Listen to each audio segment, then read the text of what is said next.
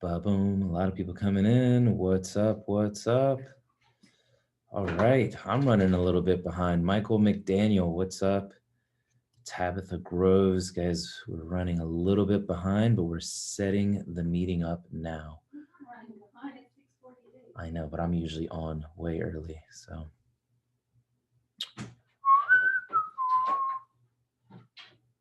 All right, let me put some jams on here while we're waiting.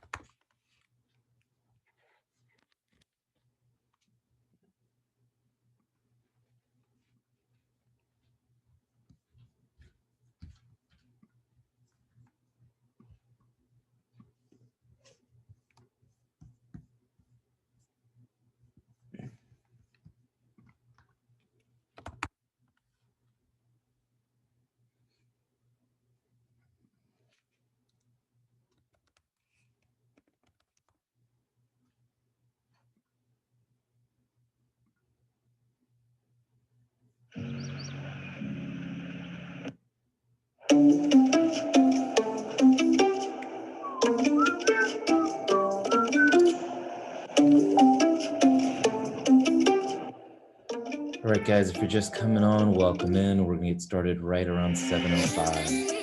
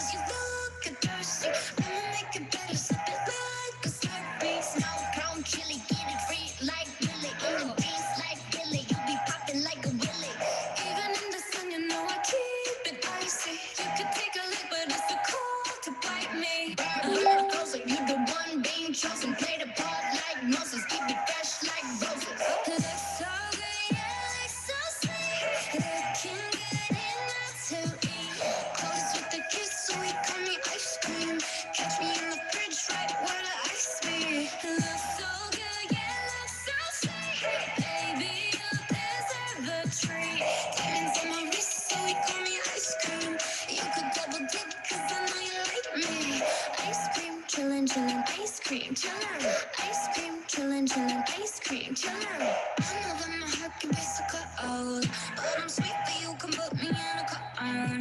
You're the only touch, yeah, to get me melting. Here's a favorite, you always gotta pick him. You're the cherry pieces, stay on top of me, so I can't see nobody else but me, no. Get it, stupid, feel like get out of here. Look it, through like la la la, oh yeah.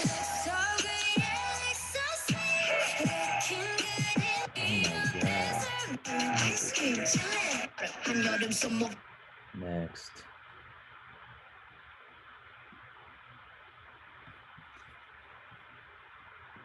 What's up, everybody? Welcome to the meetup. We're gonna get started shortly. Just want to welcome everybody in. Michelle Jones, Tabitha Groves, Valerie. Hey, good evening. Good to have you on. Deborah Marcus, welcome. We will get started right on time. So glad you guys are here.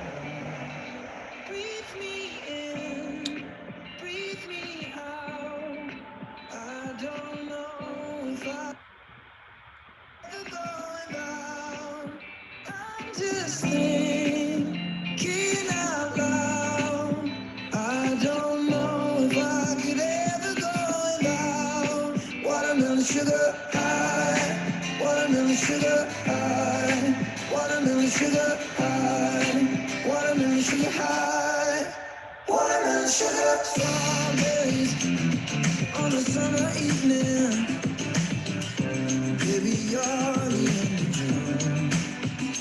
I want your belly and that summer feeling, getting washed away in you. Breathe me in, breathe me out.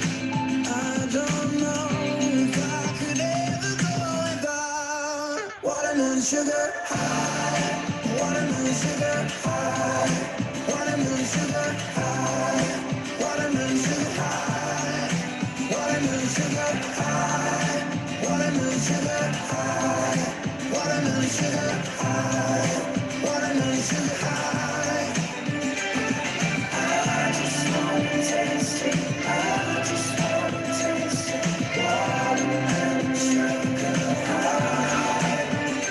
Tastes like strawberries on a summer evening, and it sounds just like a song.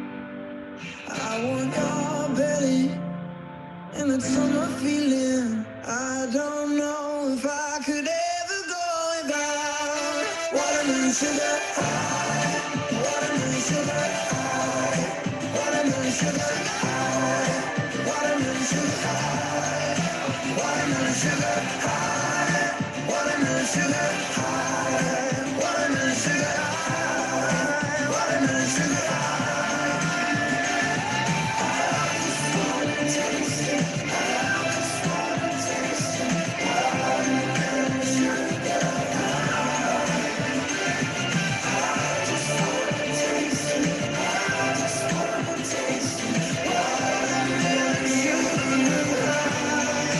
Watermelon sugar.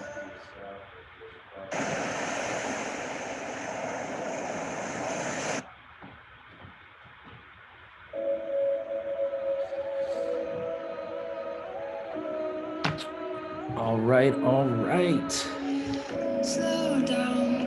Try and think What's up, everybody? Happy Friday. Glad everybody's getting on. Guys, please log in with your first and last name. This is a registration by invite only meeting. Glad to see some pretty faces online. Welcome in, everybody. Another house is burning down.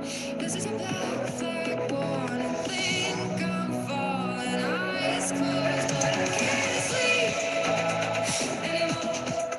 I can't dream when everything's happening. I can't sleep anymore. I'm thinking, how am I gonna get out of this, son? How am I gonna get out of this?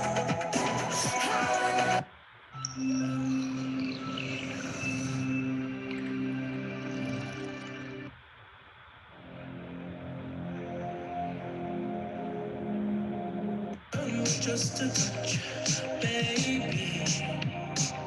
I look around, see the city's cold and empty. No one's around to judge me. I can see clearly when you're gone.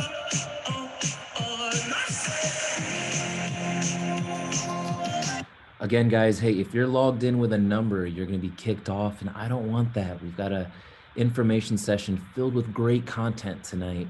So if you're logged in as 8824 STOEPEL, you're going to get kicked off. So we've messaged you. You can come out on your mic and let us know, but I don't want you to get kicked off. So please have your first and last name in the chat box so you can stay in.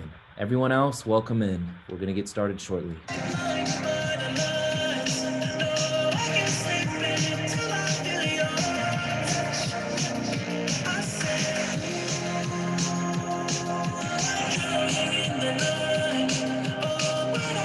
You unmuted yourself. What's your name, my friend? Tony D. Ramos. I don't know how to add the It's all name. good. Tony, I got it. Say it again.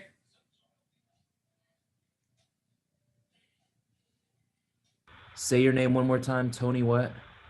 D. Ramos. Tony D. Ramos. Awesome, Tony. Welcome to the meeting. I appreciate you. Who invited you out to our workshop today? I got an email from Steve yesterday. Okay, awesome. Been trying to get on. Glad you're here. So how do I change this? I'll change it for you. Thank you. Name is spelled DE_RAMUS. I'm running out of time, 'cause I can see the sunlight up the sky. So I hit the road, Capital R. baby. Oh, the city's cold and empty. No one's around to judge me. I can see clearly when you're gone.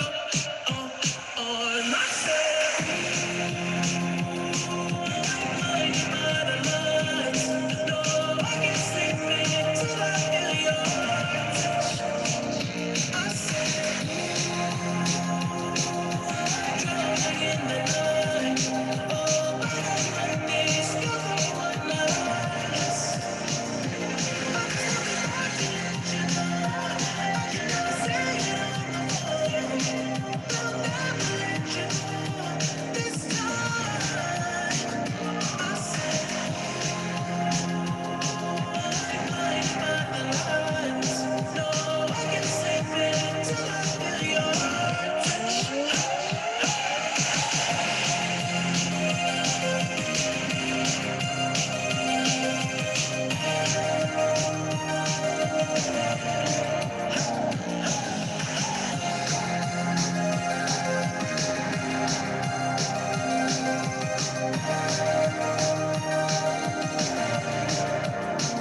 I said, I'm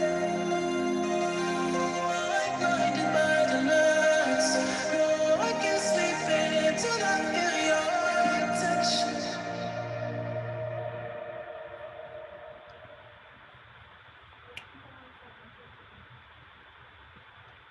All right, everybody. Again, we're getting started shortly. We've got people still logging in, checking in. We've got our admin team doing stuff. So grab a drink, grab a orange juice, probably not a coffee. It's a little bit late, but welcome to the meeting. I'm excited for you guys that are here. That don't nobody notice. Maybe it's all just in your head. Feeling like you're trapped in your own skin, and now your body's frozen. Broken down, you've got nothing left. When you're high on emotion and you're losing your focus, and you feel too exhausted to pray. Don't get lost in the moment or give up when you're closest. All you need is somebody to say it's okay not to be okay. It's okay not to be okay. When you're down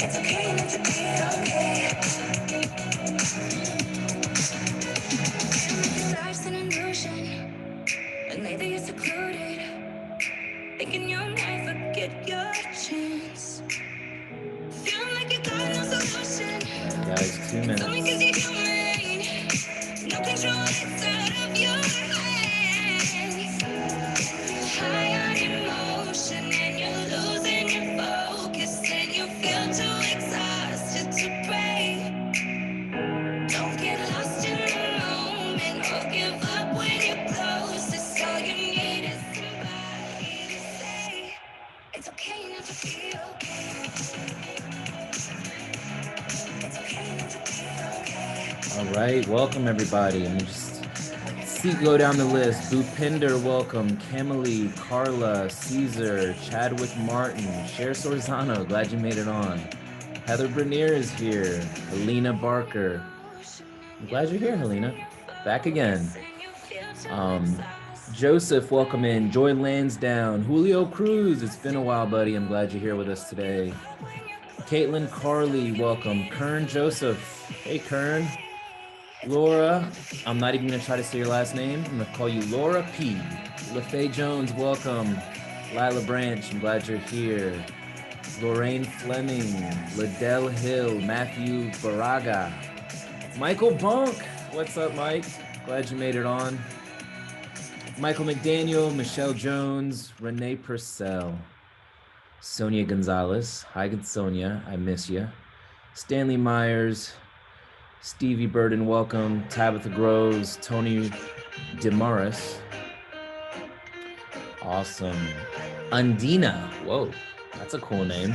Undina, welcome. Valerie Smith, Zany, Deborah Marcus, Harbez. Guys, we're gonna get started. Give it another 60 seconds. There's people logging in. Welcome to the meeting.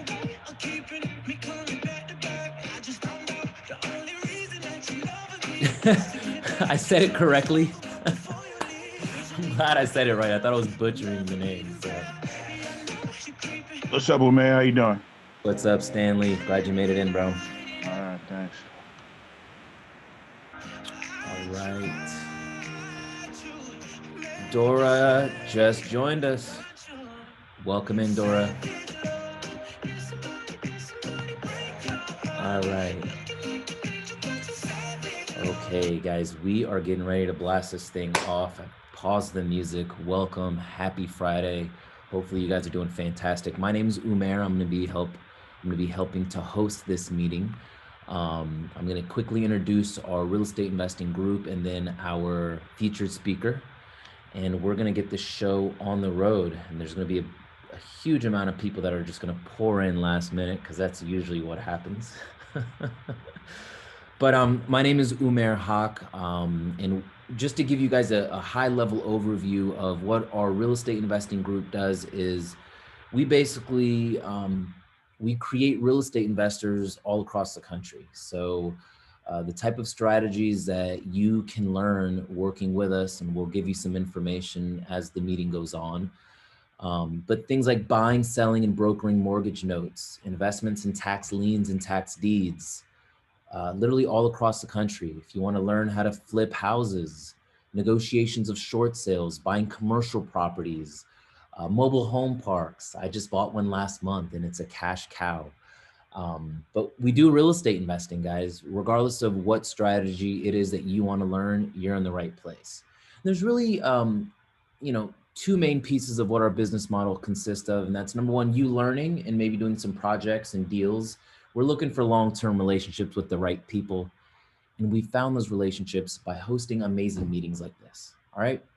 The second piece to this, if you can use some extra cash in your pocket, find out about our income opportunity in another meeting. So guys, we're getting ready to launch the meeting off. We've got our speaker logged on. So let me make sure he has access to everything. So give me just 1 second. See where he's at on here. There he goes. I'm just trying to open my screen. Okay. Steve, I'm gonna make you the host. I know. I cannot. Hold on. I'm just. I don't know why I cannot make a full screen.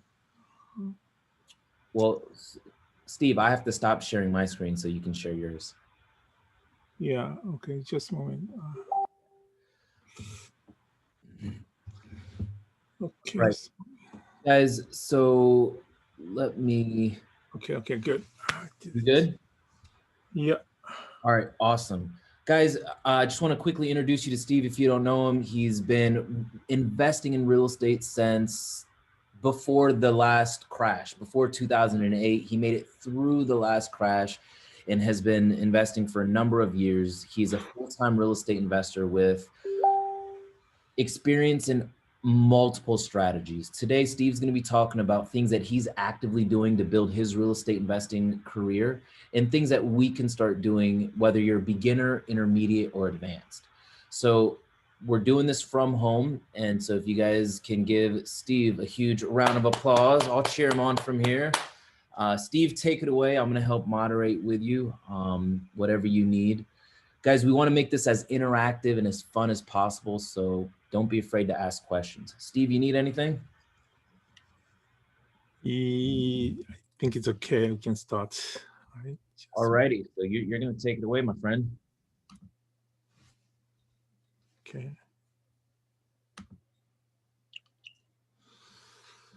Okay. So, can you see this screen? We see Super Friday, locked and loaded. All right, good. Thank you. All right, I'm gonna make it full screen. So guys, as Steve is getting ready, if you have some questions about things that you're working on, if you have some things that you'd like to learn about tonight, feel free to type them into the chat box. We want to make this interactive. Even if we can't get to your stuff, we do have an amazing presentation set up that Steve's going to cover. But I'd love to also learn more about you and your goals and things that you want to accomplish through real estate investing, business, and entrepreneurship. So feel free to type that into the chat box. The chat box is readily available for you guys. All right, great. Thank you very much. Good evening, everyone. My name is Steve Nomura.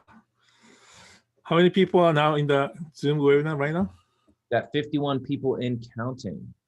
Okay, all right. On. So, okay, the title of workshop tonight is, I didn't exactly knew that, but I put the Super Friday real estate workshop. Subtitle is How to Achieve Your Financial Freedom Through Real Estate Investment. Okay, that is the subtitle. Okay. Today's topic is like this. I'm going to introduce myself briefly, and then I'm going to talk about real estate market cycle historically, and historical perspective, and also current housing market.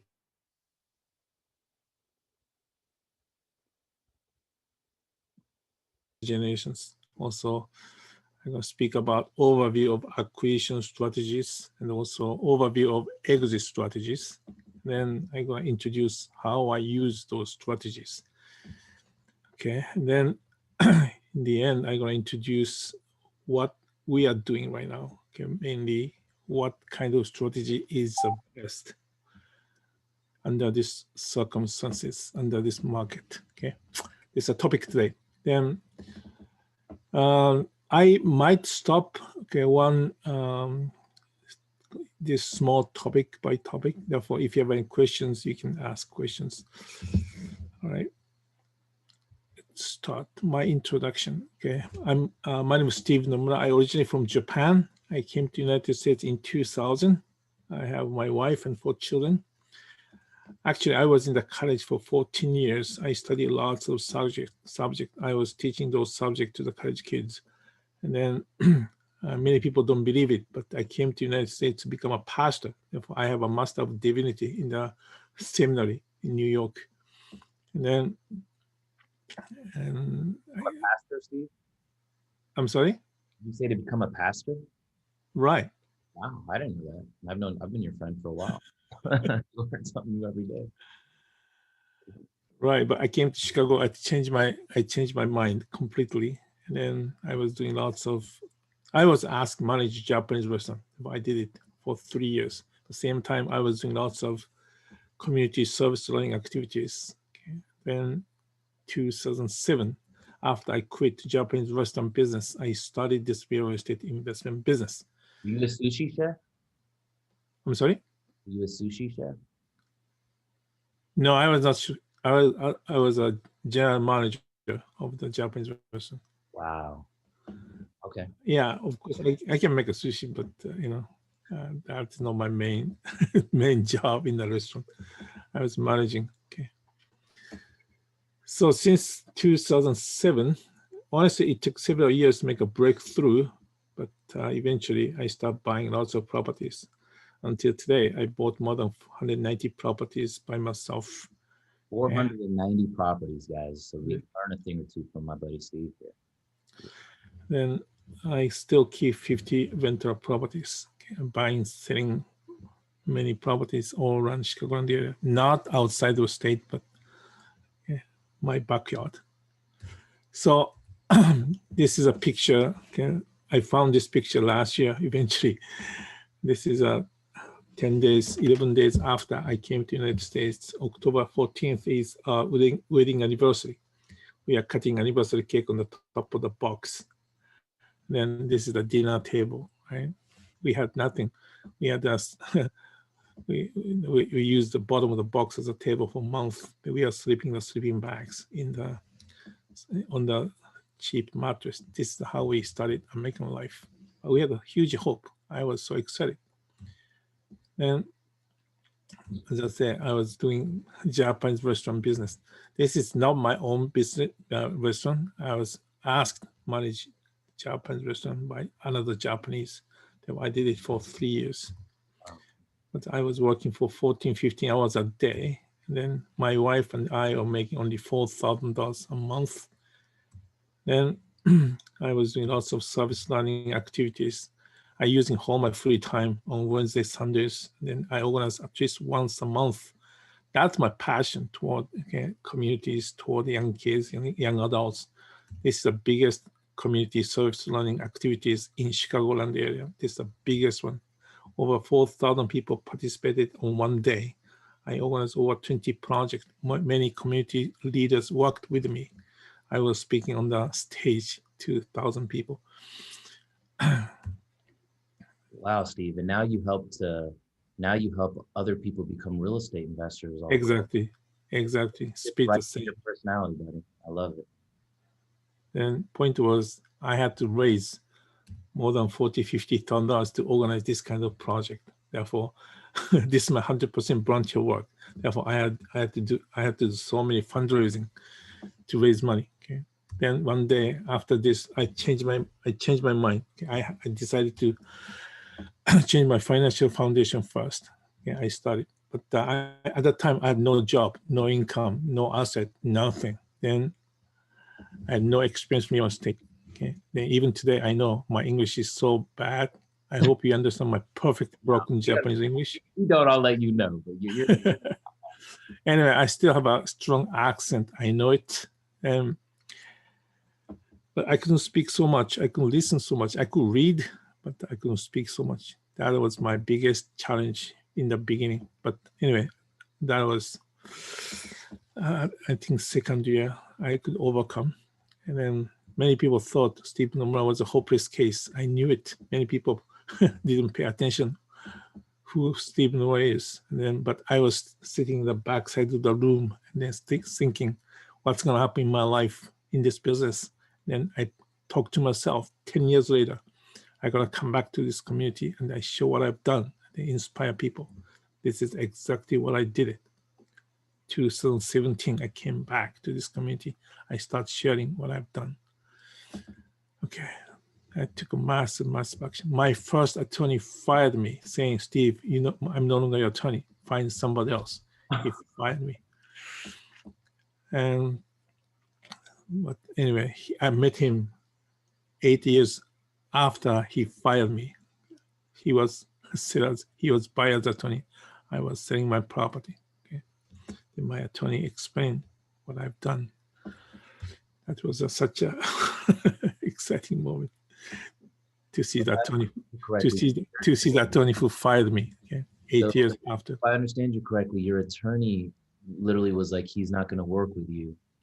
And yeah, that's right. My first attorney was saying, Steve, you never make money in this business, because he saw that, you know, I have no experience, no knowledge, nothing. And then therefore he was so excited when he met me for the first time, but immediately he recognized I have nothing, right?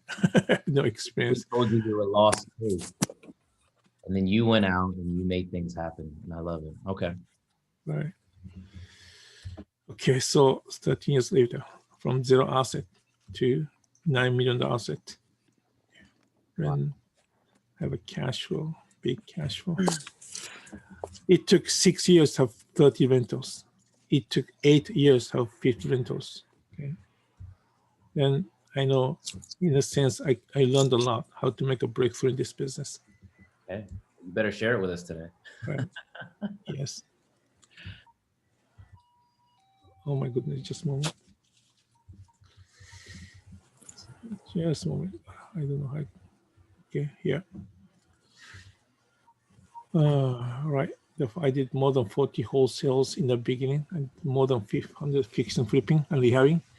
And right now, I have 43 single-family home as rentals, two units, and 1 rental in Japan. Okay. All right. This is the timeline. Okay.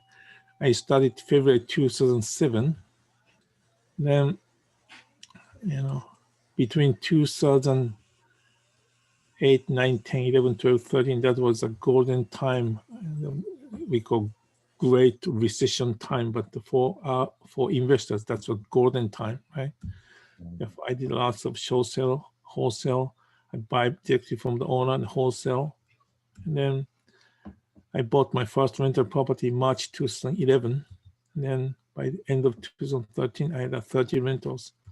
By the end of 2015, I had 50 rentals. Then I used bar strategies, buy, rehab, rent, rehab, refinance, and repeat. Then usually I did a regular rent, regular lease. Also, I did a lot of lease option too. Then same period, I did a lot of fix and flipping. Okay, and then last 5 years, 4 years, and the self-financing subject to lease option. Then also since last year, I started doing lots of wholesale too. Then also I selling my rentals as turnkey rentals. All right, let's talk about a little bit about market cycle. Okay, and we know that the real estate has a cycle. Okay, usually some people 7 years, 10 years, some people say 12 years cycle.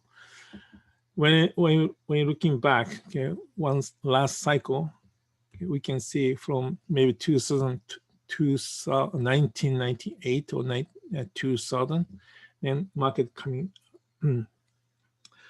But actually, I think it's supposed to be going up, but because of the 9/11, okay, market a little bit went down. But because of the government policy, market came back so quickly, and then we see a peak of the market in 2006. Then already in the middle of 2006, market already started going down. And then we know that because of so many financial problems, especially subprime loans, we had a huge financial crisis. People call global financial crisis between 2007-8. Then symbolic event was Lehman Brothers filed bankruptcy. Then that gave a huge financial impact, negative impact into the world. Okay. Then financial crisis over, but the market, real estate market kept going down. And then we call Great Recession period between 2009 to 2014, that 6 years. Market hit the bottom in 2012. Okay. Every year, market was going down. I was in the middle of this Great Recession period. Okay. I was looking at the market. Okay. Every month, market is going down. Therefore, we as a buyer, we had such a strong position. Okay. We had a huge negotiation power to get a huge discount. Therefore, I could buy lots of properties. During this period, I was buying 2-3 property a month. Okay. Then market hit the bottom 2012, 2013 and 14. I never forget, beginning of 2013, all of a sudden market stopped going down. Okay, market stopped going down. Then I thought that was the bottom. Last several months, that was the bottom. I saw the bottom in my life. I was so excited. I became so crazy to buy more properties. For 1 month, okay, 2013, I was buying 2, 3. Sometimes I bought 5 property in 1 month. Okay, that year, 2013, I bought over 30 property a year. Then 2014, amazingly, after 2014, all of a sudden market started changing. Okay, we felt it. Then market came back so quickly after 2017, especially last 3 years, 4 years. Market became so expensive. Okay, right now, 2020, we are historically high. Okay, most area. Okay, there are some exceptions, but most of the areas in the United States, okay, market is historically highest. Okay. Then we got the COVID-19 pandemic. Okay, we don't see. I never say that. Okay, I don't say market gonna be crushed or something. Okay, but we can see some important phenomenon right now. I'm gonna explain after this. Okay. So if market going into the little bit recession mode, that's the time that we can take advantage of this market. Then we can make wealth. Now is the most important time for with the next few years. Okay, we got to start this business right now. Then get ready. Especially, we will see what's going to happen beginning of next year. Okay, next year, maybe next year. I don't think that's it's not like a 6 years of recession like last time. It's a very short. It's not so deep, but we can take advantage of this market. Okay, I'm going to explain this after this. Okay, if you look at this, okay, this is the Case-Shiller index. Okay, and housing market start going up crazily from 1998, and as I said, the peak was 2006. The market crashed, hit the bottom 2012. Nationwide, okay, 2012 was the lowest. In Chicago area, 2012, 2013, depending on the area. Okay, and then market came back so quickly. Now is the highest. Okay, therefore we got to be careful when you buy property right now. Okay, of course we don't buy fair market value on the MLS, but still we have to be very careful when you buy property right now. And what you're saying real quickly, Steve, is right now what I'm hearing is you feel like we're literally at the top of the market. So you're telling the participants to be careful when they're buying like a fix and flip right now, or even buy and holds, because they're buying at the most expensive price that they can, because you're anticipating a dip. Do we got that right? Yes, correct. Okay. Okay. When look at the several cities or states, okay, there are some similar trends. Okay, look at the Chicago area. Okay, 2006 was too high, therefore still we are under 2006. Then major cities, California is a bit different. New York, Washington D.C., and Chicago and Phoenix. Okay, very similar. 2006 was too high, therefore current market is lower than 2006, and then it doesn't go up so much. Okay, market situation is not same everywhere. Okay, some situations start with some major cities, and then that expand nationwide. Therefore, usually New York, Washington D.C., or Chicago, those cities gonna have some situation first, and then that is going toward other cities. Okay, this is Washington D.C. Okay, still a little bit lower than 2006. And this is San Francisco. San Francisco became so expensive right now. And this is Texas, Dallas, Texas. Texas is crazy. Utah, Texas, so maybe Colorado or some southern states. Almost no crash, right? 2006. Then from 2012, market came back almost 2.34 times expensive. All right.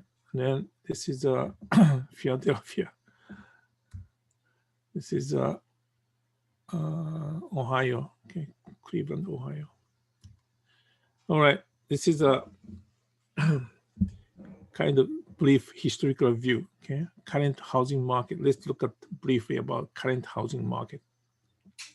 As I said, the market, okay, is very expensive. Okay. Then let's talk about mortgage delinquency. Okay, after we had the COVID-19 pandemic in the middle of March. Okay, we know that one time I remember that was the end of April.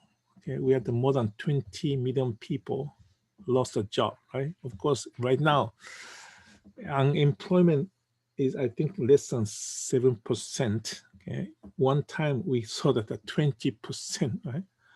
14-15% officially, and after they stopped receiving unemployment benefit, that is not count. That was not count. Therefore, even 15-16% officially, but more than 20% of the people in this country lost a job. That's a big number. But fortunately, they started going back to the work. Therefore, right now, employment situation is not so serious, but still less than 7%, around 7% people don't have a job. Okay. If that's a less than 4%, it's very normal. All right, in the United States, we have a 53 million mortgages, right? And then right now, 3.5 million mortgages are delinquent. That is a 6.7% of the total mortgages. Okay, just keep in mind right now, around last several months, okay, August, September, October, almost same 6.5, 6, 7. Those are numbers of the mortgage delinquency. Okay, then, but one thing different is one thing we have to pay attention is, okay, more serious delinquency is increasing. Okay, means more than 90 days delinquent, and then most of those serious delinquent situation is maybe in the pre-foreclosure foreclosures. So right now, 181 are in foreclosure. That's at 0.3% of the total mortgages. Okay. Then we just mentioned, okay, 3.5 million mortgages are delinquent.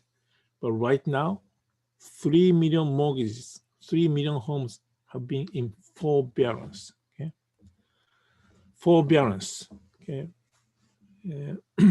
maybe some of you enjoyed forbearance.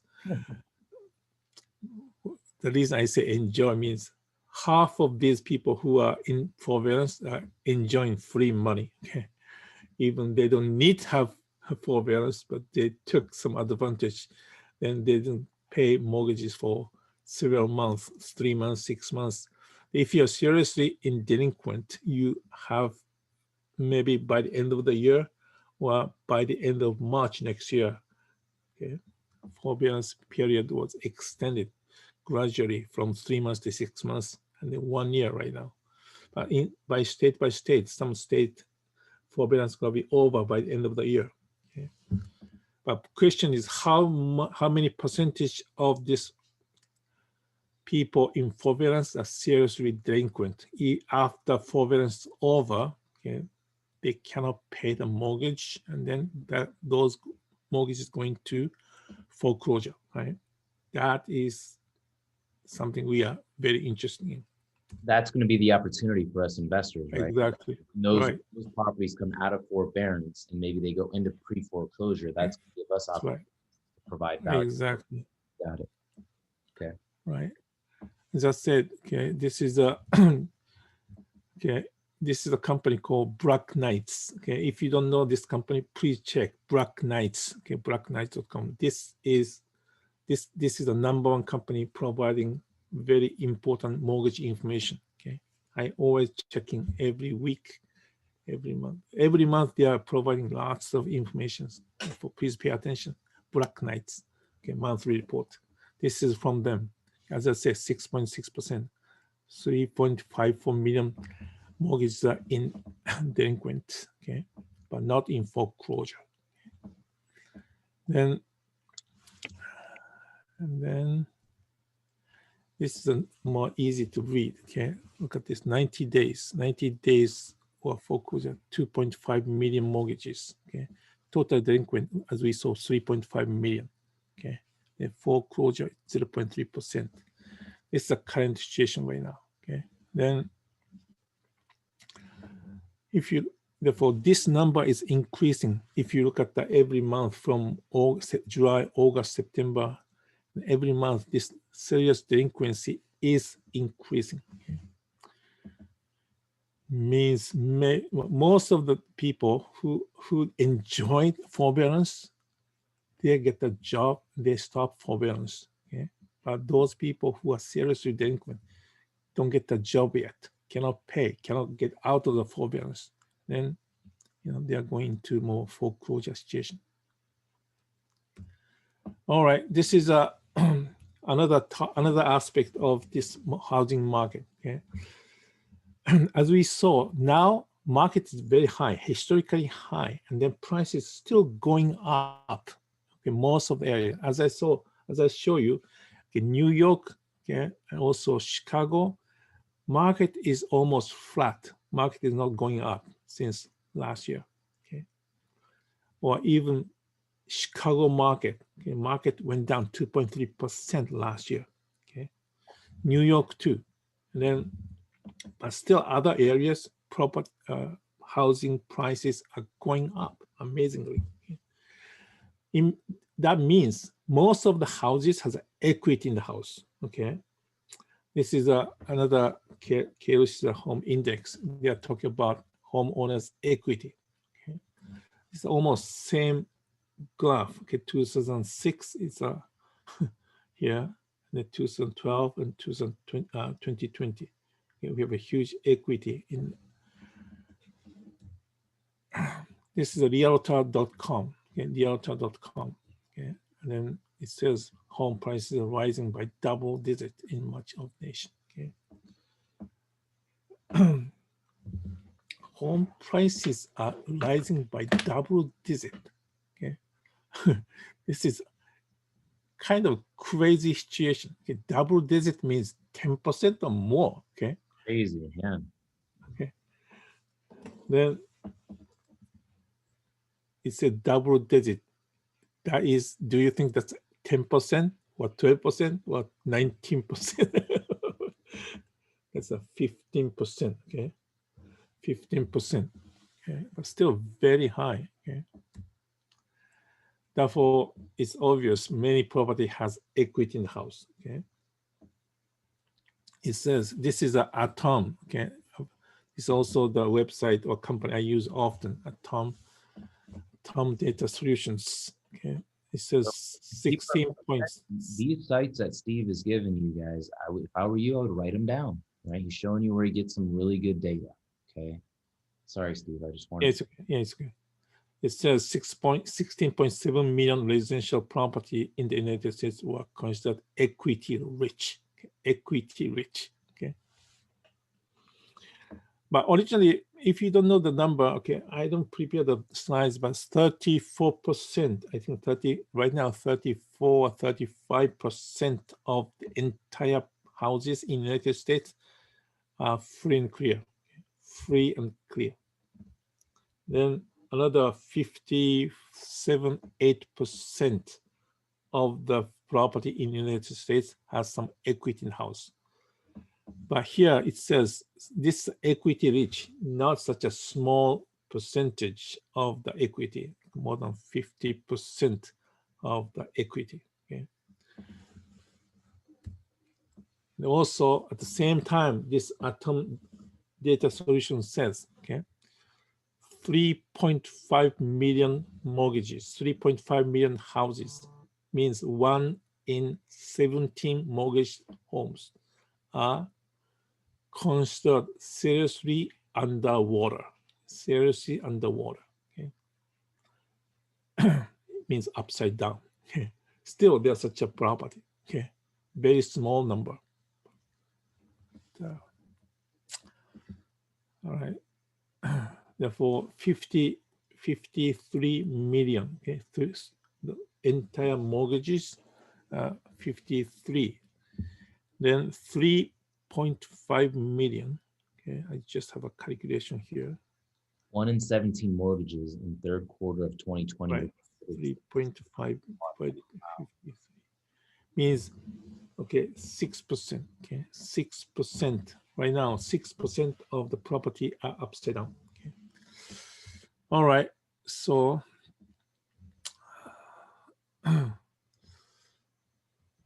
so delinquency, same number, 6.6%. Okay, I'm gonna skip this slides.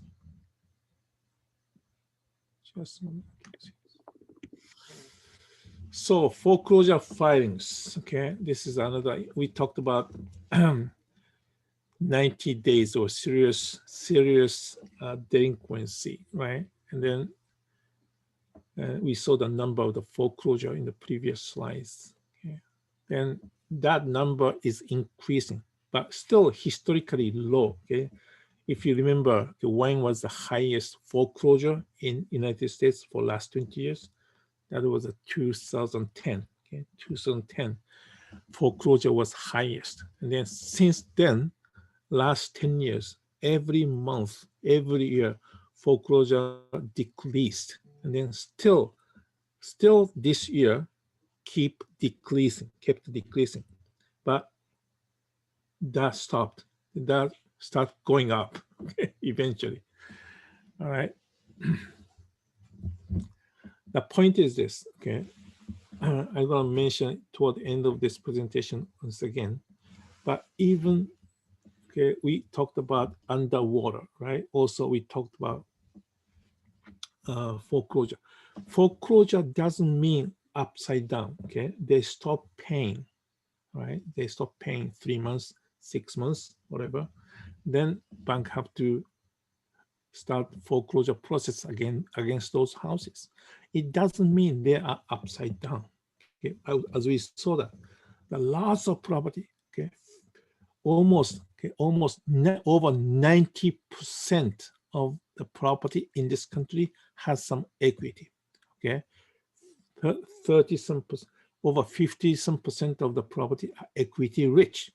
Okay, therefore we have to find out. Okay, this is one of the main topic today. Okay, what property is, where property price is historically high. Okay, but we're gonna start seeing foreclosures, right? Pre-foreclosure foreclosures.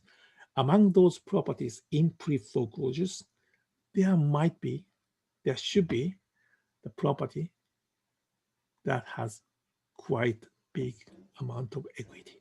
Okay, that is a target. Okay, that is a target. Okay, so move on.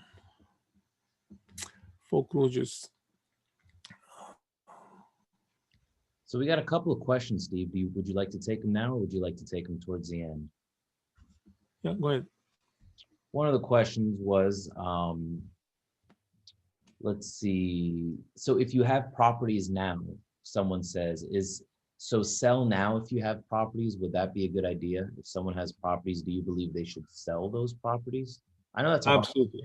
Yeah. Absolutely. Sell it. Cash out, build your liquidity. Is that what you're saying? Yes.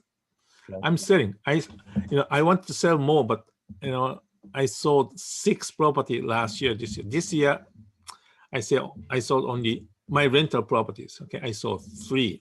Okay, last year I sold 1, 2, 3, 4. Okay, I'm going to introduce one property I sold 2 weeks ago. Okay, that's the last one. Okay, I'm selling. If my tenant want to buy, I sell. Even today, one of my tenants said she want to buy. But her motivation is interest is so low, right? She want to buy a house. Yeah. my motivation is if she buy from me, the top market, I make a big amount of cash. You make top dollar. Absolutely. Absolutely.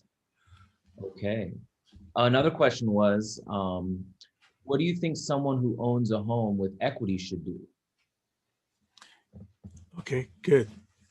Definitely get the HELOC. Okay, get the HELOC. Okay.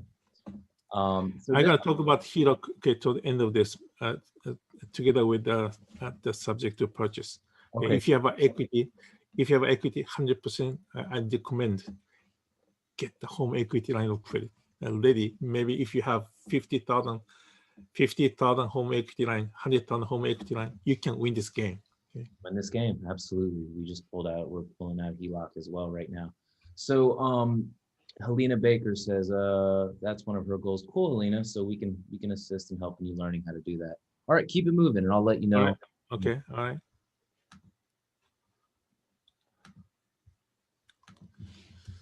All right. Let's move on. Therefore, look at this. Okay, this is a very small letter. I'm sorry. This is from realtor.com. Okay, realtor.com. Look at this. Okay. If you put property on the market, okay, right now you can sell so quickly. Okay, this is October 20th, October 31st, November 7th, right? If you put property in the market, you're gonna sell within 13 days. Okay. Last year, okay, we are talking about like a 1 month, okay, 30 days. Okay, 10 years ago, it was like a not more than 2 months, but 40, 50 days. But last year, this year, because of the lack of inventory, if you put property on the market, you can sell immediately, almost immediately. Okay. Therefore, even not just rehab the house, even like a well-maintained house, especially in the suburbs, you don't need to do such a big rehabbing. Okay, you just keep it nice, or you can update a little bit and then sell, put on the market. You can sell immediately. Okay, so amazingly, therefore, sell quickly and then sell more than listing price. Okay, more than listing price. Look at this, median listing prices, right? Then eventually they are selling listing prices. I think somewhere. Total listing is becoming smaller because of lack of inventory, but listing price itself is going up. Then selling price is higher than listing price. That's the current situation. That's why I'm sorry if we have a realtor here in this audience. For who is our competitors? Who is our competitors? We as an investor, okay, investor versus investor, no, investors are not our enemy, okay, we are friends, we are same group, okay. Our competitor is agent, okay. We have to beat the agent, but we're gonna get agent in our side, okay. That's the key, okay. Lots of people who wanna sell the house. You're saying you gotta get agents on your side? On our side, okay.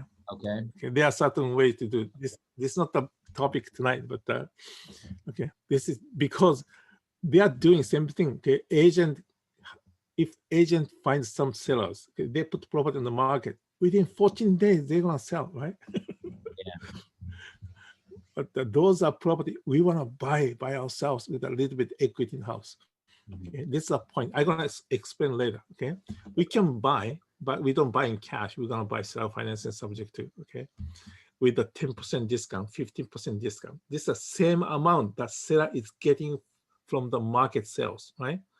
If they put property on the market, okay, they're gonna pay 6% commission, 3% closing cost, another 3% of closing buyer's closing cost credit. Therefore, eventually 11% is taken.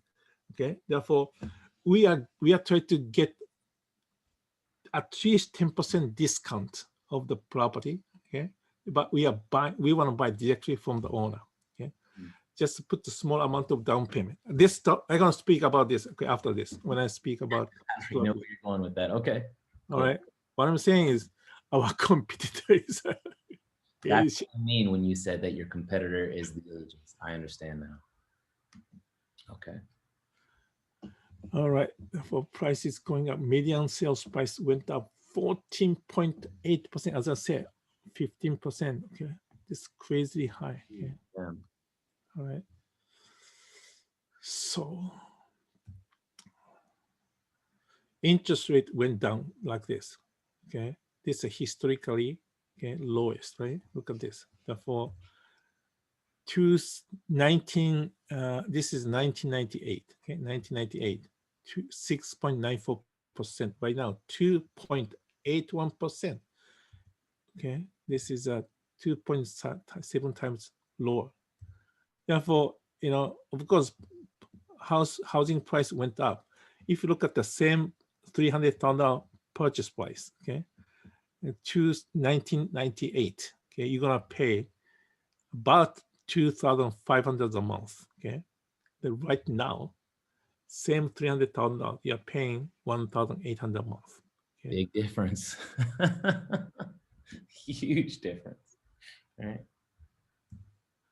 All right. Therefore, right now, I don't talk about more than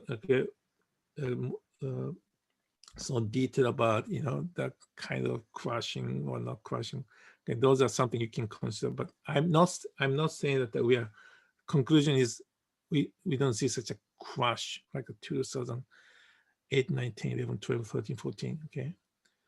But maybe there might be the correction. Okay, price went up so much, 15% is too high. Okay, if this continue this year, next year, or this month, next month, throughout the next year, price became too high. Therefore, that have to be corrected. Therefore, start going down. Okay, then low interest rate. I'm sorry, this is low inventory. Okay, the forbearance. Low inventory, I got you. The forbearance is going to be ending soon. Therefore, this is a very important. Okay, we have to pay attention. What's going to happen after forbearance is over? Okay, they're relating with our focus. Really going to all end, Steve? When do you said within the next year or so? Right. Most of the states, forbearance is going to over by the end of March next year. Okay. Okay. Pay attention to those dates. All right, let's talk about important money making activities. I often say 3M to 3M. Okay. 3M to 3M. This is not the tape, Scotch tape. This is all right. This means before I tell you the answer, we have to ask you what kind of business we are in. What kind of business we are in? Somebody can say something. Marketing. Lorraine, I told you answer the other day. I know, I cheated. You stole it from everyone. She ruined it. You already gave me the answer. Lorraine. All right. So we are in the real estate investment business? Wrong. Okay. Maybe I want you to understand clearly. That's why I said wrong. We are in marketing business. Okay. We have to become a marketer first. We must become a lead generator first. Okay. Therefore, I often say, real estate. Some people come to me and say, I don't like sales. That's why I do real estate. You are wrong. We are in the sales business. We are marketing business. Okay. Therefore, I often say like this: we are professional marketer first. Then we can become a successful real estate investor. Hit it on the button. This is very important. Okay, everybody have to understand this clearly. I'm going to explain more details. Okay, knowledge and understanding of the basic skills of marketing can help you achieve your dreams. Without marketing, you have nothing. Okay? I want to put the bold letter, but I forgot. Without marketing, you have nothing. So lack of leads is a number two reason investors or real estate brokers agent quit that real estate business. Did you get that? Everyone, why investors or why real estate brokers agent quit the job? What's the number one reason, by the way? What is the number one reason? I said this is a number two reason. Okay, lack of leads. They cannot generate leads, then they quit. What do you think? What's the number one reason? Someone guess? Come on, type it in the chat box, guys. Be interactive. What do you think is the number one reason? I want to see the no marketing strategy. No marketing. Well, what do you guys? That's relating with the number two reasons, right? Julio says money. Somebody says lack of follow through. Christopher O'Connor, Evan Yaboa, no leads. Zany says lack of research, rich wise, capital, right? We're Okay. guessing the number one reason. Number one reason is wrong expectation. Okay, Ashley almost hit it. She said mindset. Mindset. Yeah, part of mindset, because they are thinking, okay, even investors, okay, they are thinking, we are thinking we can make money quickly, easily, and more, right? But it won't happen. I'm sorry. Honestly, for me, I told you in the beginning, it took time to make a breakthrough. Okay. My first deal is 2 years and 6 months. Wow. Okay? I didn't make any money first 2 years and 6 months. But after that, I start closing 2-3 deals a month. Wow. Okay. Therefore, maybe for me, it took long time to understand basic concept. That's why it took longer than maybe usual people. Okay. But still, you know, if you can make a breakthrough in this business, start buying 1, 2, 3 property a month in the first year, you are superstar. Superstar. Okay. Therefore, same with the agent. Okay. This is a business like a marathon. We know it. It's not a sprint. Therefore, it takes time. You have to make effort every day, right? And increase your value. You have to have more experience. You have knowledge. You have more skill set. Then, you know, sometimes later you can make a breakthrough. Until then, you never quit. But without doing any effort, people expecting big result quickly. Therefore, they're disappointed and quit. That's number one reason. Number two, they don't make a massive action to generate leads. That's the number two reason. Okay, just keep in mind.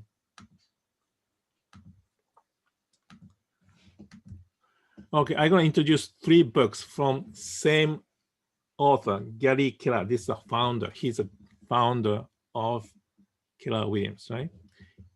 Millionaire real estate investor. He said, without leads, your investment plan cannot be accomplished. To be successful, you need leads, lots of them. In fact, the more, the better. Of course, the more, the better. And this is what millionaires do. Okay. Second book, Millionaire Real Estate Agent.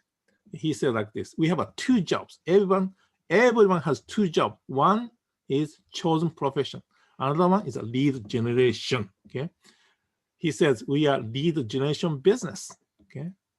Third book, Shift by Gary Keller. He said like this: you got into helping people with their real estate needs business, and you got into the lead generation business. Okay.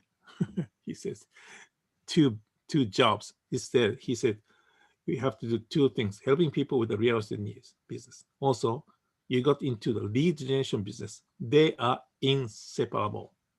Okay, they are the yin and the yang of the professional world. Okay, we have to have a clear marketing mindset.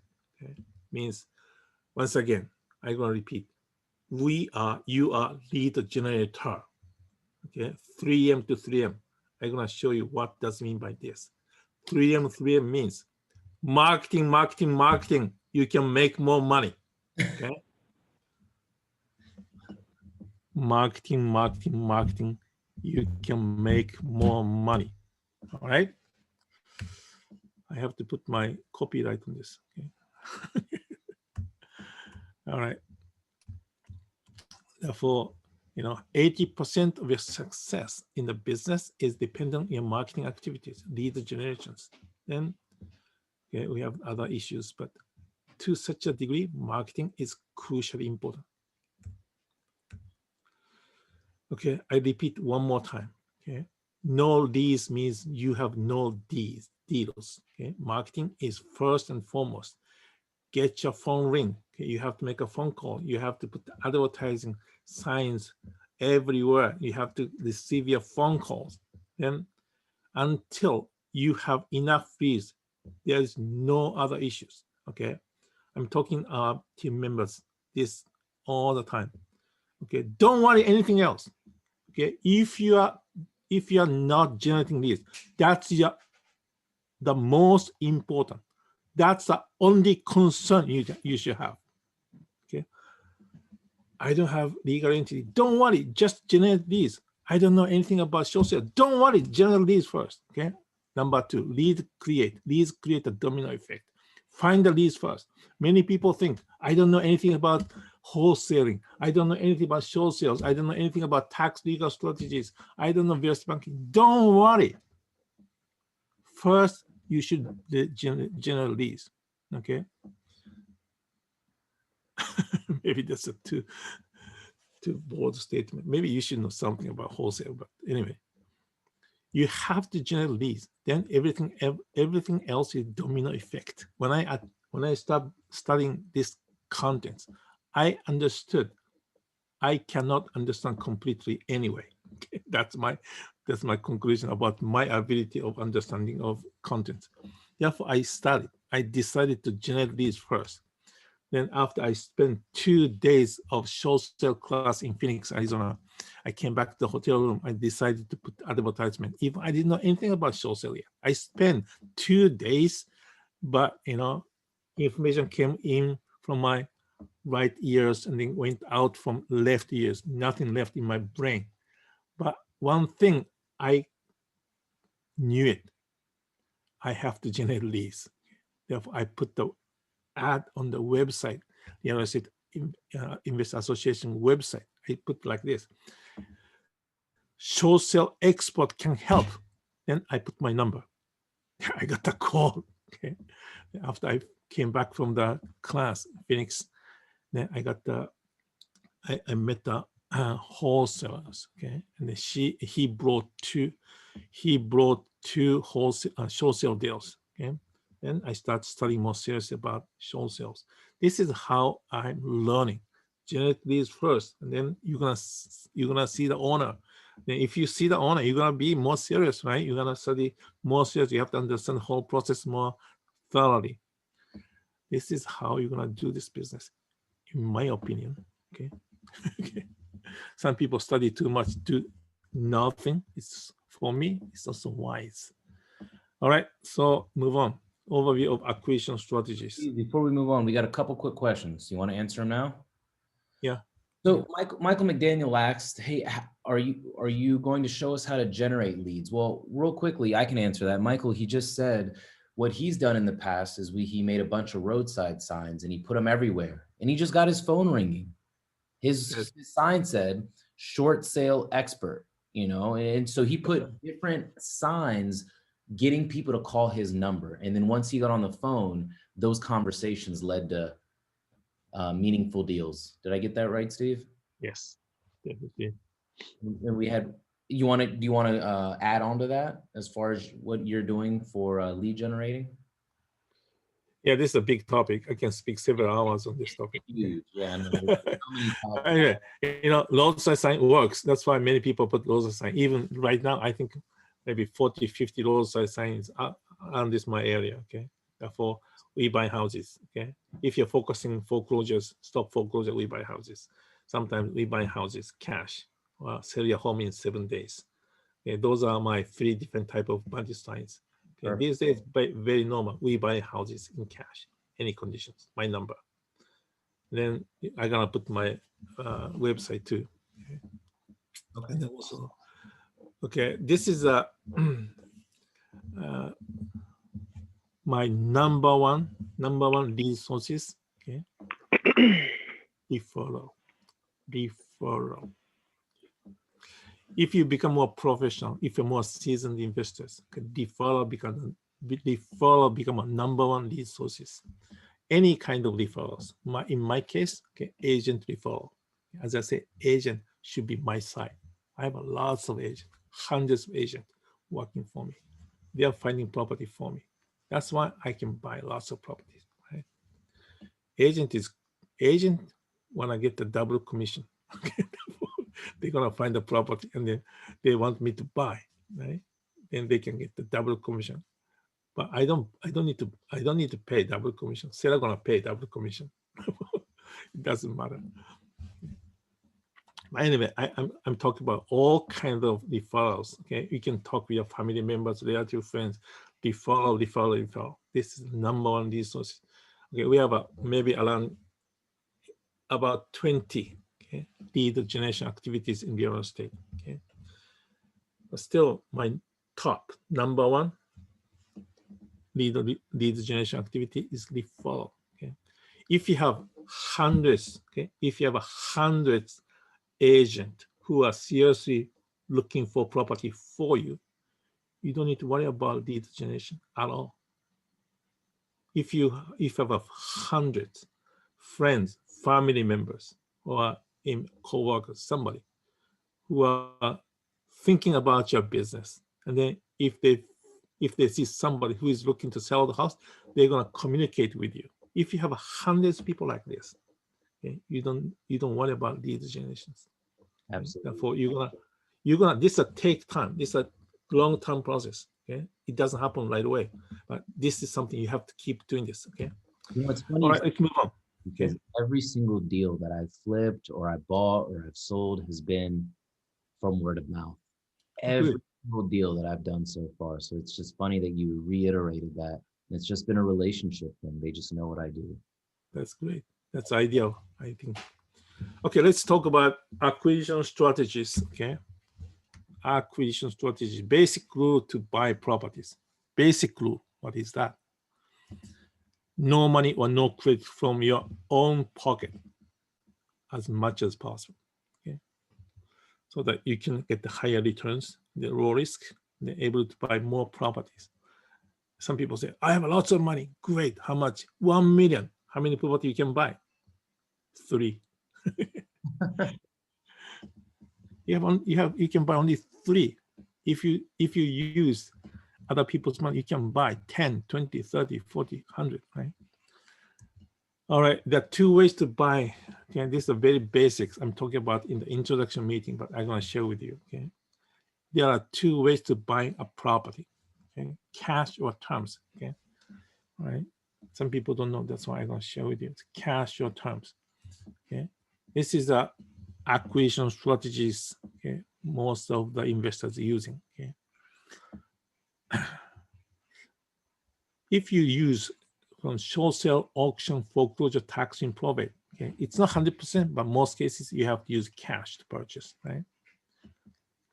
Then if you use self-financing, owner financing, and subject to wraparound mortgage, land contract, lease option, this is going to be a term purchase, right? Okay. Let's talk about this one by one.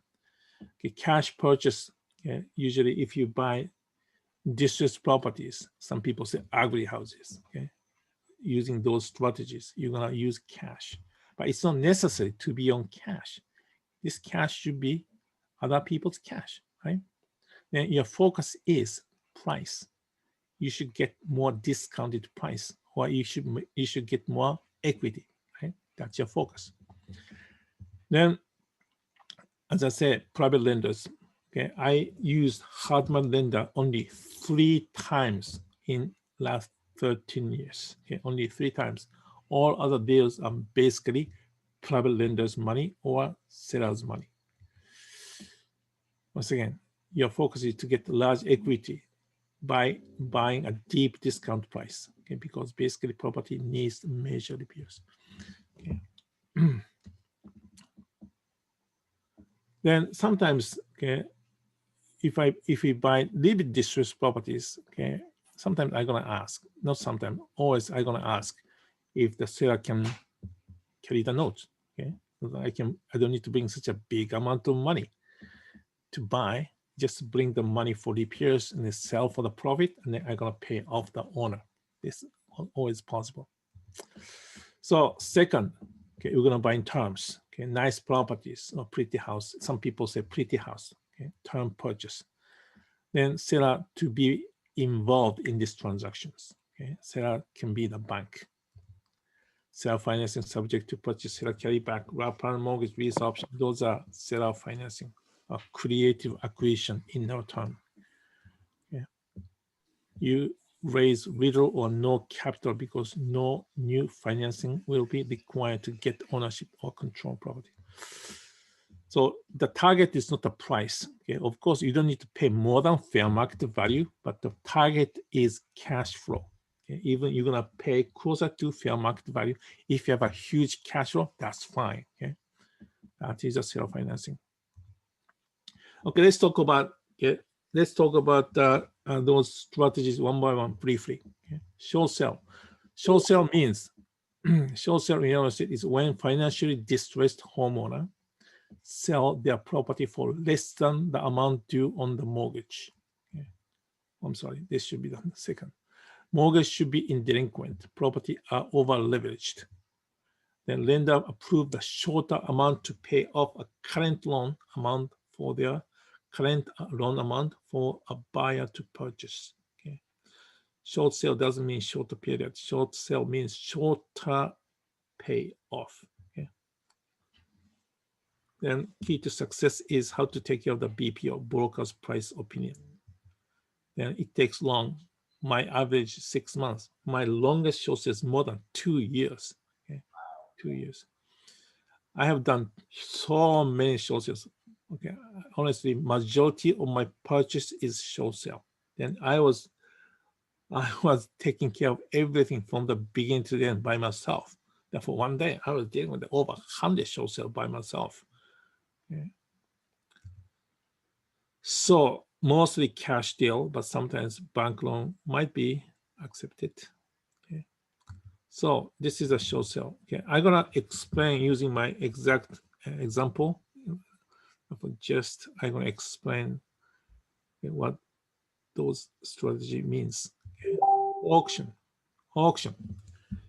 Okay, if property is in pre-foreclosure, right? In pre-foreclosure, and then some states in Illinois we have a 7-month pre-foreclosure period. There's no grace period after that. Some states got 2-month pre-foreclosure and then auction. Then there's a few months grace period. Each state has a different law. Anyway, the pre-foreclosure period is over. Okay, lender will sell the property at the auction. Right? And then, if you have experience to buy properties at auction, it's almost, I don't know how to say it. It's very, very thrilling. I went there over 100 times in the auction site. Okay, I would try to buy property at the auction for several years. Okay, then for me, the biggest hurdle is I'm hearing the correct address. That's why. But the auctioneer is talking about, so fast. It speaks so fast. 1, 2, 3 minutes. 100,000. I try to find out. I'm hearing exact address and the exact price. Okay. Anyway, I was enjoying that kind of auction site. Anyway, if you bid, okay, if your bid is final and the highest, you can win. Okay, and then you can get the property. Okay, and then auctioneer says, okay, goes 1, goes twice, and sold. That is. So that's the auction, right? Then you have to pay 25% of the purchase price at the spot. Okay, I don't know other states, but in Chicago, I had to pay 25% of the purchase price on the spot, and then rest of the money have to be paid by 2 o'clock next day. Okay, then it takes another 30, 40, maybe 2 months to change the title to your name. Then you can access to the property. Until then, you can't get access because you're not the owner yet. But anyway, there are lots of we can talk lots of things about auction, but this is one of the ways I could buy property for cheaper price. Foreclosures, okay, REO, real estate owned, bank-owned properties. Okay, if nobody buy property at the short sale during the pre-foreclosure period, if nobody buy property at the auction, bank have to buy it back. Okay, bank have to take it back and they change the title to the company name, bank name. Then they're going to sell through the market. Sometimes they're going to sell by themselves. Okay, therefore you should have a connection with the bank-owned property person in charge of bank-owned property in the bank, especially local bank. You don't need to go to Chase or such a big bank. It's wasting time. But if you go to a local bank who owns bank-owned property, okay, have you ever heard portfolio loan?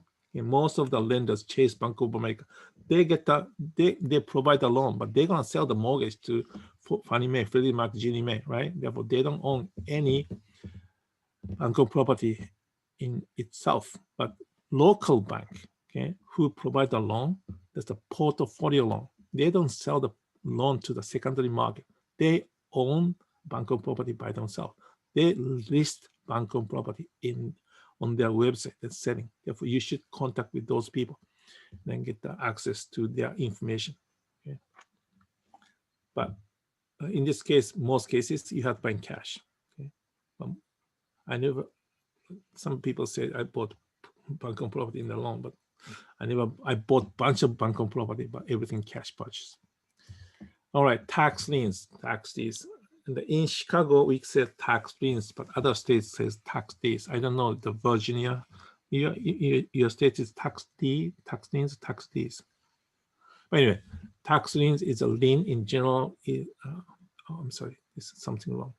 Claim or security of interest placed on personal property to secure the repayment of debt.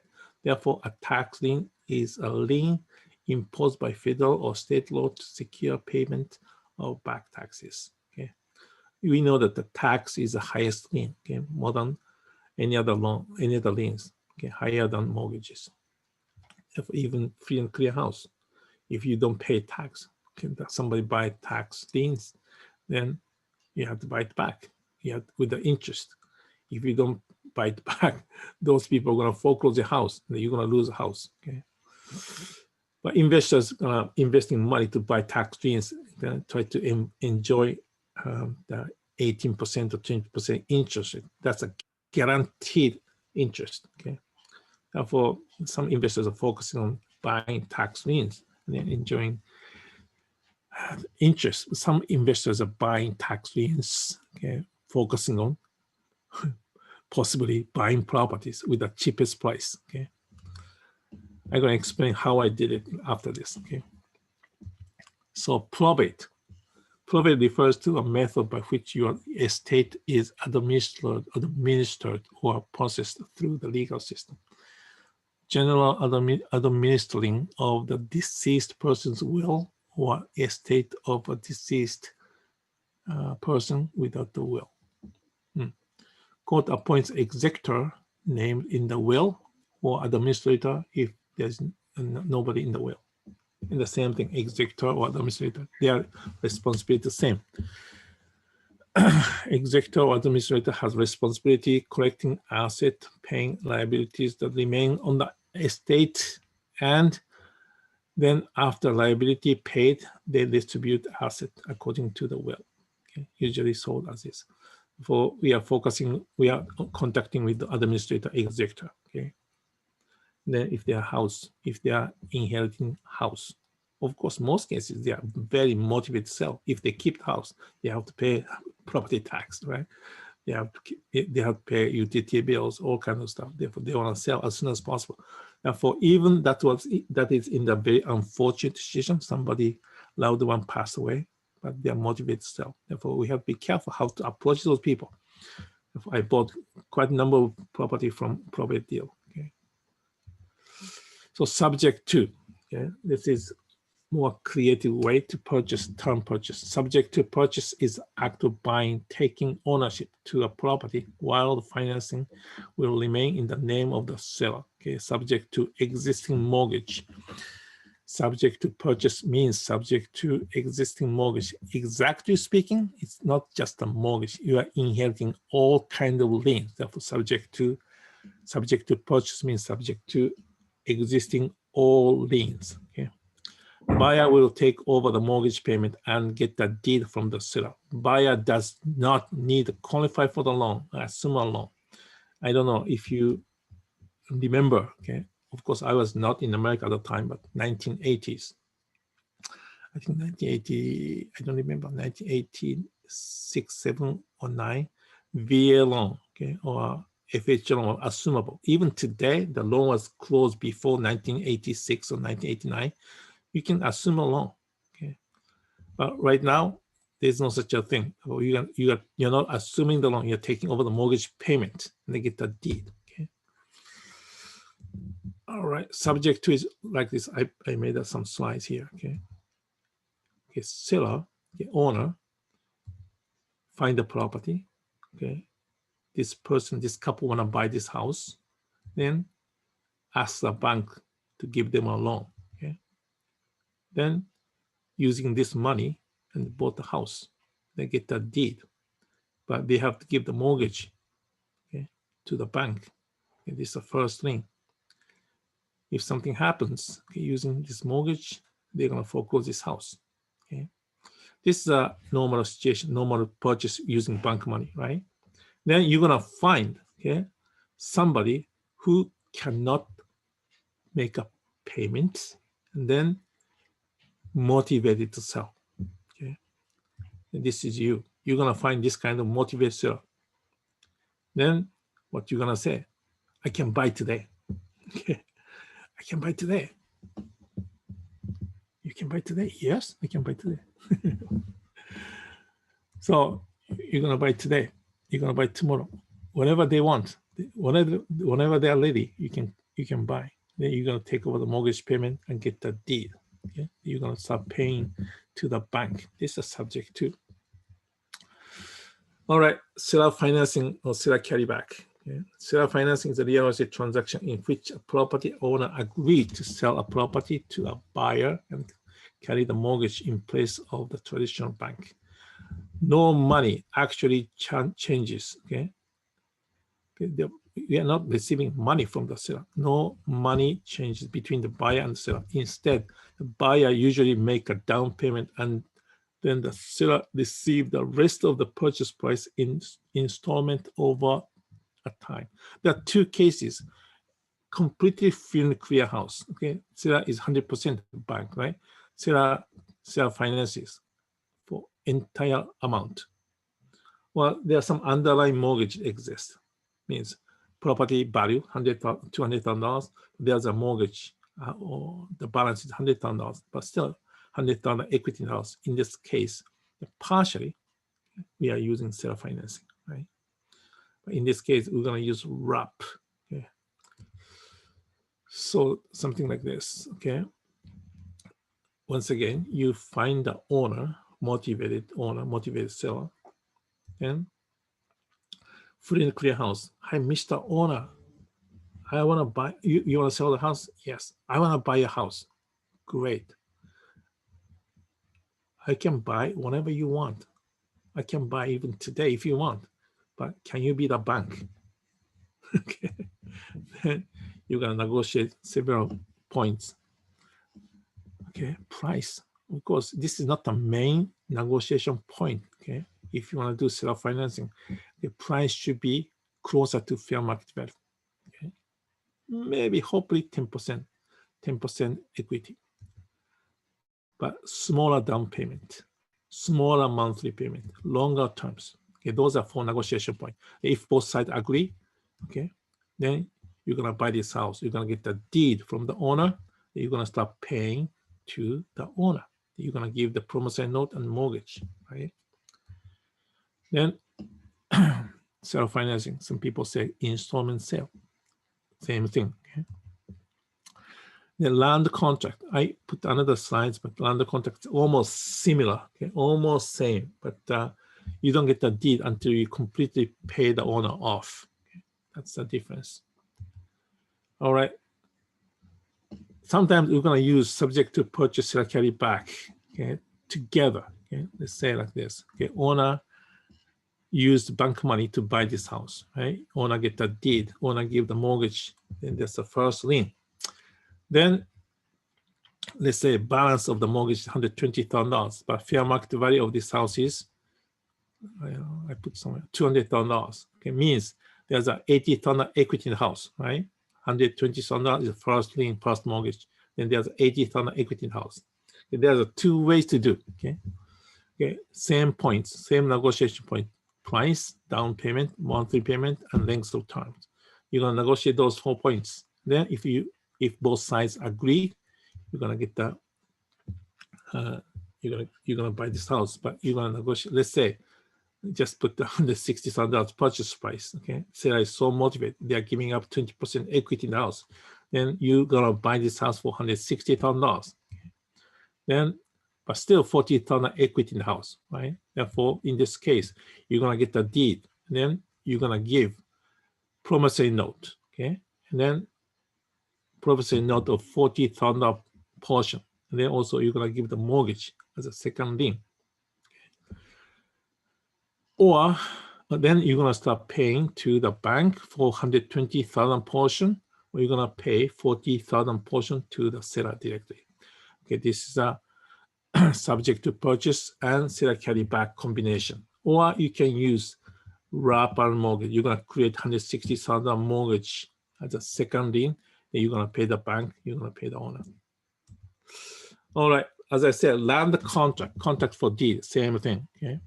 And then, as I said, same structure with the seller financing, but until you pay off, you don't get the deed from the owner. That's the only difference. It's like a car purchase with the bank money. Okay, you use bank money, bank loan, a car loan from the bank. You bought a car. You never get the title until you pay off the car loan. If you remember, okay, this is the same thing. Land contract, same thing in the real estate business. Okay. Okay, let's talk about lease option. Lease option is a combination of two real estate transactions in one. It's a lease with the option to buy, right? Lease agreement and option agreement. Okay, two parts. Then lease option allow lease option tenant buyer. Okay, we call optionee. I often say lease option tenant buyer because they are tenant, but in the future they're gonna buy. Therefore, we often say lease option tenant buyer. The optionee to lease a property with the right to purchase the property during or before the end of the lease period. Seller, optioner, has obligation to sell, but optionee does not have the obligation to purchase. They have only right to purchase, not obligation to purchase. Okay. So during the term of the lease, these payments are made to the seller who continue to pay the existing mortgage. Okay. Usually, you don't need to put no deposit. Instead, lease optioner, lease optionee gonna put non-refundable lease option consideration. Okay. 3 types of lease option. Straight lease option. Straight lease option means this is exit strategy. I'm gonna explain after this. Then sandwich lease option. This is the acquisition strategy. Or lease option assignment. This is also acquisition. Also, assignment is the exit strategy. Okay. All right. Something like this. Okay. You find motivated seller. Then you said, okay, hi, Mr. Owner. I know you are selling, you are renting this house, but are you interested? Are you concerned, or are you open to sell the house in the future, in the 1 year, 2 years later? Yes, great. Okay, this is a situation. Okay, negotiation point, same thing. Price, option consideration, okay, and monthly payment and terms. Okay, if I buy a house, okay, my position, okay, in this case, my position is buyer. Okay, that's why I'm gonna negotiate low price, right? Price should be low. Then smaller amount of option consideration, smaller amount of monthly payment, and longer terms. Okay. I, as a buyer, we as a buyer, we're gonna negotiate those 4 points in the way. Okay. If owner accept it, okay, you're gonna do this option. Okay. Then, if you make lease option agreement with the owner, you can do like this. You can do sandwich lease option. Okay, you're gonna sublease to another lease option tenant buyer, or you're gonna assign the lease option contract. By the way, okay, all contracts are assignable, not just lease option. All contracts are assignable. Okay, you're gonna assign the lease option contract or regular rent. This is possible too if you have a long lease option period. All right, sandwich lease option like this. Okay, you find the motivator. Okay, you have a lease option agreement, then you're gonna sublease. It's very simple. Okay, but point is this. Okay, you're gonna pay some price to purchase, right? Then you're gonna make a lease option constellation. You're gonna make a monthly payment.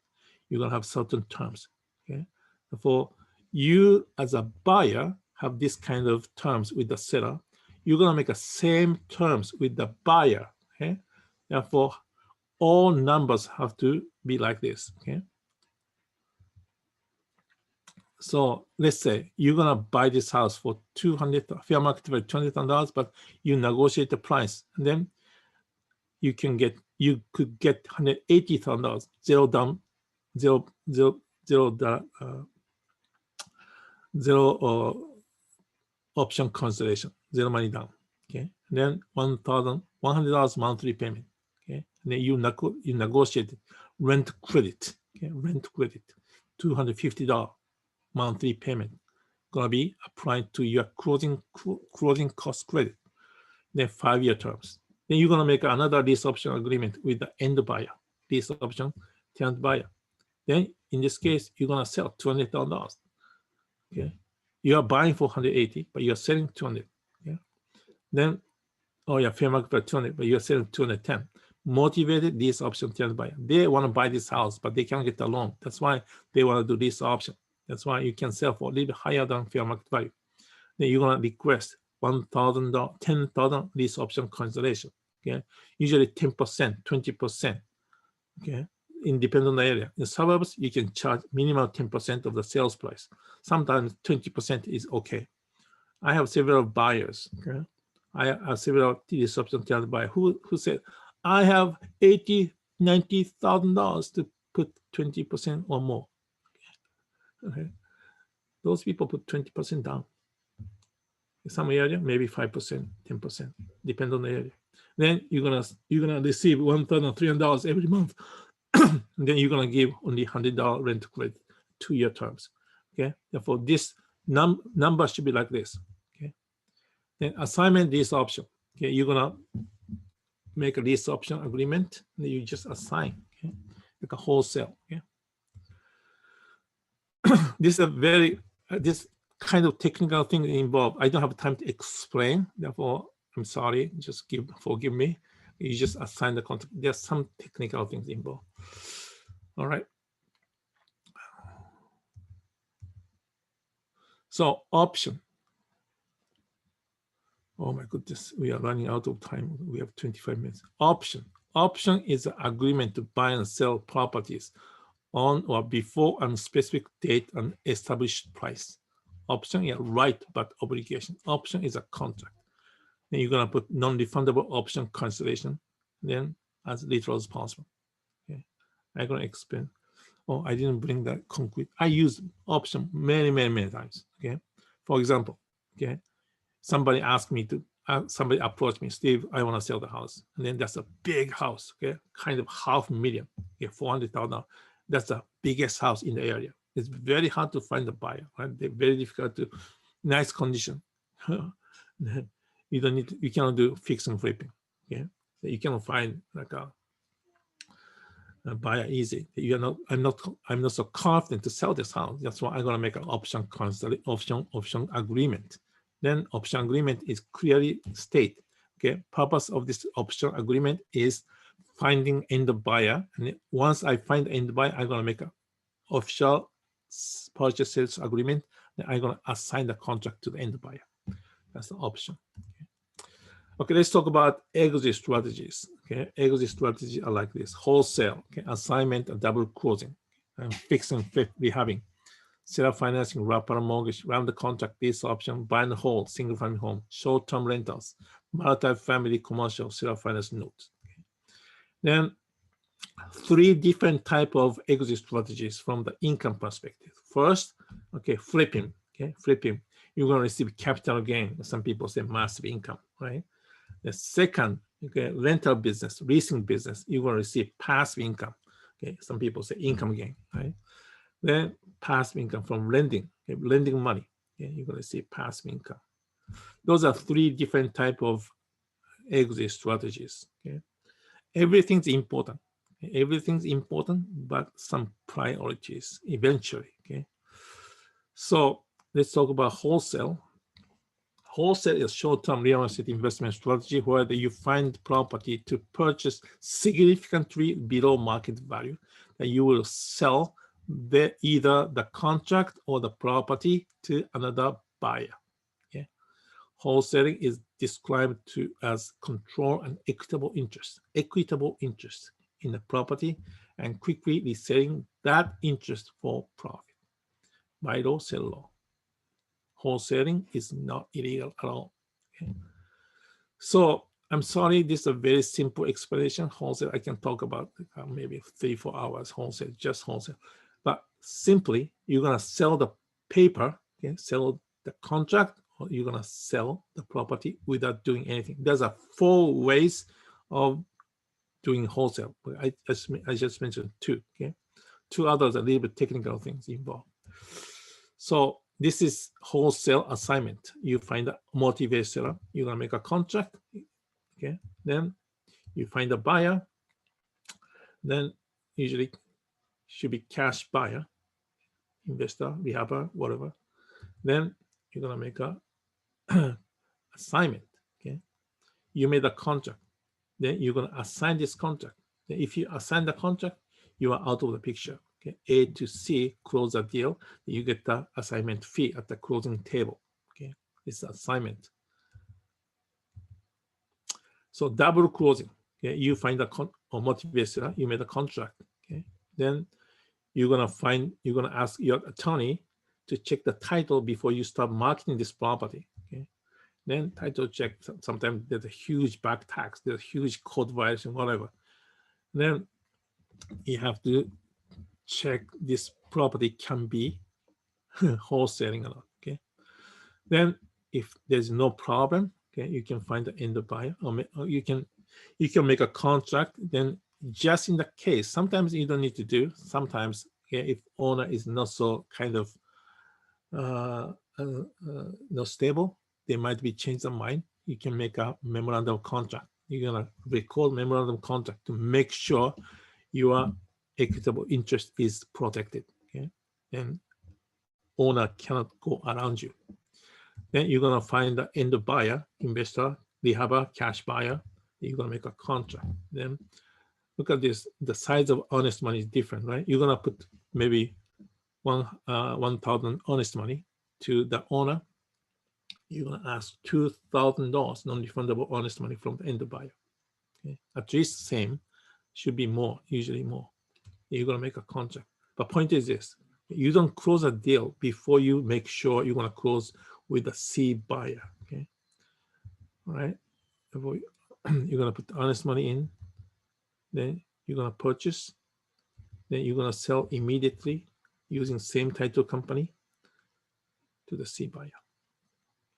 Okay, but as I said, the order is, of course, you're gonna buy first, but you're gonna make sure and the buyer gonna buy this house for sure, right? Therefore, you're gonna ask them to put the non-refundable honest money into the escrow. Okay, and you're gonna set the closing date with the C buyer first. Then you're gonna set the your closing A to B closing 1 day before. Okay, just double closing. Same title company, same closer, same manager. How otherwise you're gonna be screwed. Okay.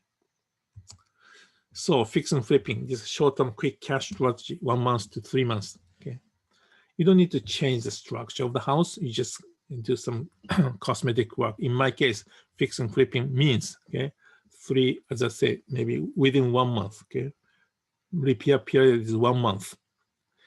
They change the carpet to laminate or hardwood floor or kitchen cabinet. Maybe you're gonna install granite countertop, or maybe if necessary, you can change the cabinet. Then you're gonna paint the entire house. You're gonna do some landscaping work. That's it. Okay, you don't need to do such a big rehabbing. These are fix and flipping, right? Then you can sell a little bit higher profit, higher price, and making 20, 30,000 profit. That's a fix and flip. Rehabbing is different. Rehabbing is maybe completely demolish the house, then restructure entire house, right? That's a rehabbing. For me, biggest, longest rehabbing is 2 years and 7 months. Okay, in Chicago, that's crazy, right? So,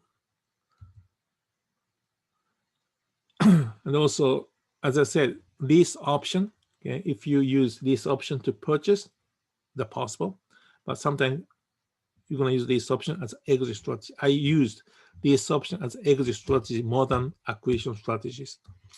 Okay, you own the house. Okay, you own the house. Then you're going to find this option tenant buyer. Then you're going to set the price. You're going to ask option consideration, then monthly payment. Then you're going to give some rent credit and terms. Usually I'm going to ask minimum in Southside 5% of the purchase price of lease option constellation. Market price, fair market option price is a little bit higher on fair market value because you have to wait for 2 years to sell. Therefore, you should put a little bit higher than fair market value today. If 2 years pass, and then I'm gonna give at least 6 months extension. If the tenant buyer requests it longer than 6 months, I'm gonna request higher lease option constellation again. Then I'm gonna change the price much higher. All right, this is a straight lease option exit strategy. Okay. Buy and hold. This is very simple. Buy and hold is a passive investment strategy in which an investor buys property and hold them for a long period. The owner typically has the intent to sell it down the line. Maybe not. In my case, or in our structure, Chris Wilson, he always saying that you should sell the house within 5 to 10 year period. Otherwise, you're gonna put much more money to make it nicer to sell for the profit, but you don't make such a big profit. Therefore, Chris Wilson's, our instructor's policies sell between 5 to 10 year period. Same with me. I'm selling. That's why I said, especially higher market right now. Therefore, I'm selling one by one. Okay, property value will be appreciating over time, and you can take depreciation as a tax write-off. Okay, we have 5 different wealth building components in buy and hold strategy. I'm going to explain after this. Okay, buy and hold is the main. Buy and hold is the strategy leads you to be financially free. Okay. This is a reason. Okay, wealth building component. We have 5 different wealth building component in real estate: cash flow, capital gain, equity building by appreciation, equity building by principal pay down, then depreciation. Okay, 5 different wealth building component. Let's look at the flipping business: wholesale, fix and flipping, rehabbing. We have only one: capital gain. It's obvious, right? Okay, only capital gain. But if you look at the buy and hold, okay, single family home, multi-family, commercial, it doesn't matter. Buy and hold, you have everything: cash flow. Eventually, if you sell, you're gonna get capital gain, equity building by appreciation, right? Natural appreciation, 5.3% nationwide average. Well, if you put some money and then make it nicer, you have more equity, or you're gonna pay the mortgage using rental income, right? You're gonna pay principal, you have more equity in the house. Then 27.5 year period, your property is depreciating. Amount of depreciated each year you can take, okay? Tax write-off. Straight depreciation, you can take 27.5 years. Sometimes people take 4 years, 5 years. In short period of time, you can depreciate completely. You can take, okay, $40,000, $50,000 $40,000, $50,000 tax write-off in 1 year. You can do that. Okay. But anyway, you have 5 different type of wealth component. Okay. This option to purchase, you have 4 of them. You don't own the house, therefore you don't have any tax benefit. Therefore, buy and hold. Okay, buy and hold is the main. Okay, I'm sorry, I did lots of fix and flipping, lots of wholesale. Then I'm telling you, okay, I'm still doing wholesaling, fix and flipping, but you have to focus buy and hold. Okay? If you focus on fix and flipping, if you're focusing wholesaling, you are missing the point. Okay, I'm not saying it's bad. You should do that for some reasons, but you have to understand which strategy leads you to be financially free. Okay. Okay, this is the deal. Okay, I'm going to explain exactly how I used. Okay, show sale. Okay, I bought this property as a show sale, and then I kept this house as my rental. Still, I keep this house. Okay, owner was a husband and wife, and then they about to divorce. They divorced. Okay. When I bought the house, okay, when I met them, the mortgage balance was $265,000. Okay, $265,000. It's a big 3-story house near Oak Park in a nice area of Austin neighborhood in Chicago. Then, as his value was more than $130,000, $140,000. Okay, you're gonna be amazed how much I got this property for. Okay. $265,000. I negotiated the bank. Yeah, I got $45,000. This was 2012. Okay,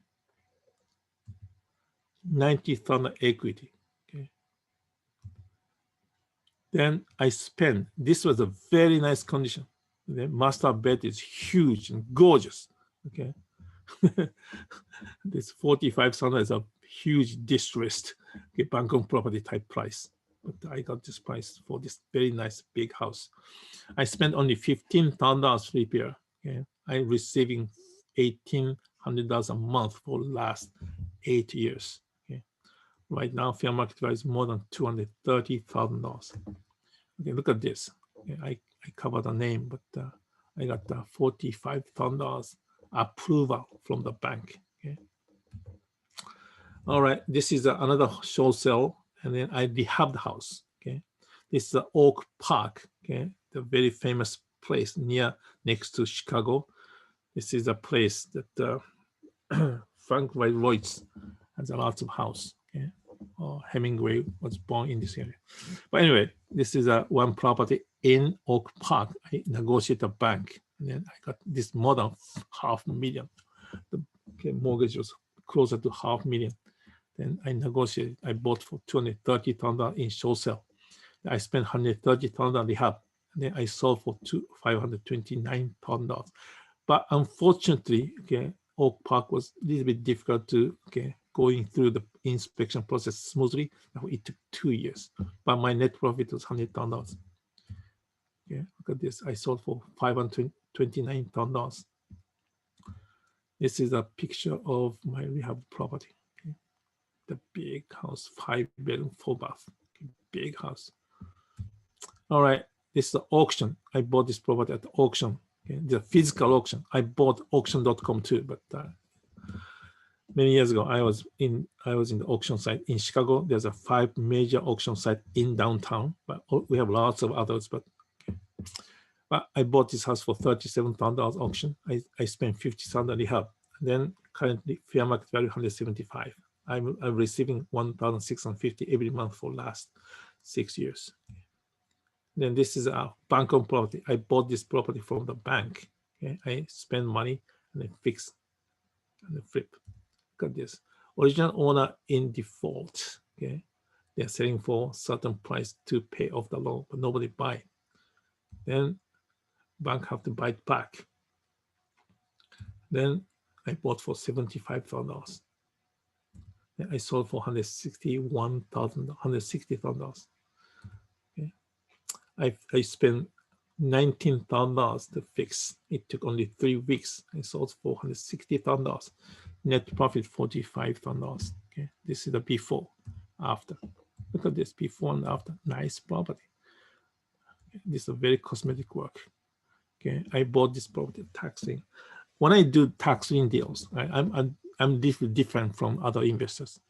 Okay, some investors are doing the same way like I do. Okay, if I buy tax lien, you have to wait 2 years, 6 months. Okay, and then after you purchased, after grace period is over, you have to wait for a longer period. Therefore, I'm not focusing on interest. Okay? I want to buy a property. That's why.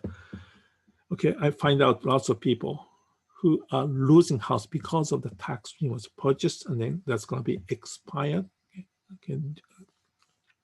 Grace period is over soon. Therefore, I found those people and approach. I'm gonna pay. Approach was I'm gonna pay back tax. I'm gonna give you a certain amount of money and give me a deed. This is how I purchase properties. Therefore, my purchase price. Look at this. Okay, $5,000 means I gave this is a free and clear house. Therefore, I gave $5,000 to the owner. Back tax $15,000. I bought for $20,000. I spent $50,000. I can sell for higher price. I sold only $117. Therefore, my profit is $30,000. Okay. This is another strategy, probate. Okay, this is one of the super deal. Okay, when I do probate deal, okay, I'm sending lots of letters to the probate executor, okay, or administrator, right? But in this case, okay, their attorney called me. Attorney knew me, therefore he called me, said, Steve, there's 3 sisters waiting for you. You can buy property today. Okay. Therefore, I went to this property. And then when I into the house. They said, Steve, you can buy this house. How much you gonna pay? I said $20,000. Steve, this is yours. I thought they're gonna tell you're gonna ask me to higher price, but they say yes, you can take this house. Then I gradually changed my mind. Then I said that I changed my mind. I'm gonna buy for $15,000. They discussed. Two sisters. One sister said no. Two sisters said yes. I bought this house for $18,000. Anyway, I put $40,000 rehab. Then after the fair value today, $140,000. I still keep this house. It's a nice house, and I'm receiving $1,550 a month. Okay. So this is a regular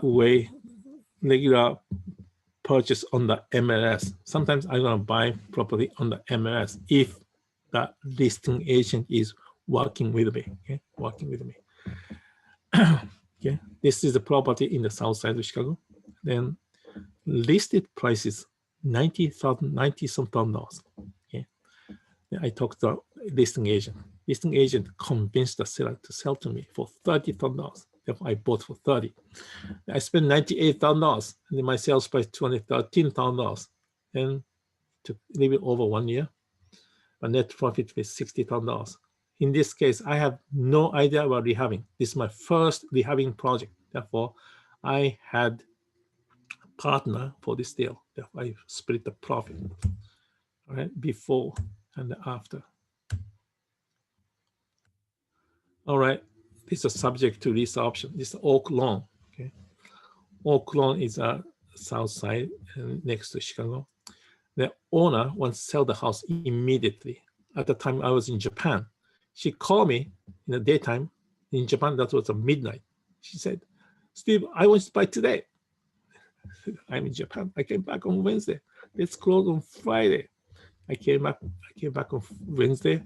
I closed on Friday on the kitchen table. She bought this house for $175 with a 20% down in May last year. Therefore, she owed $157,000 to the bank. Interest rate is 4.25%. Monthly payment $1,299 a month, including PITI.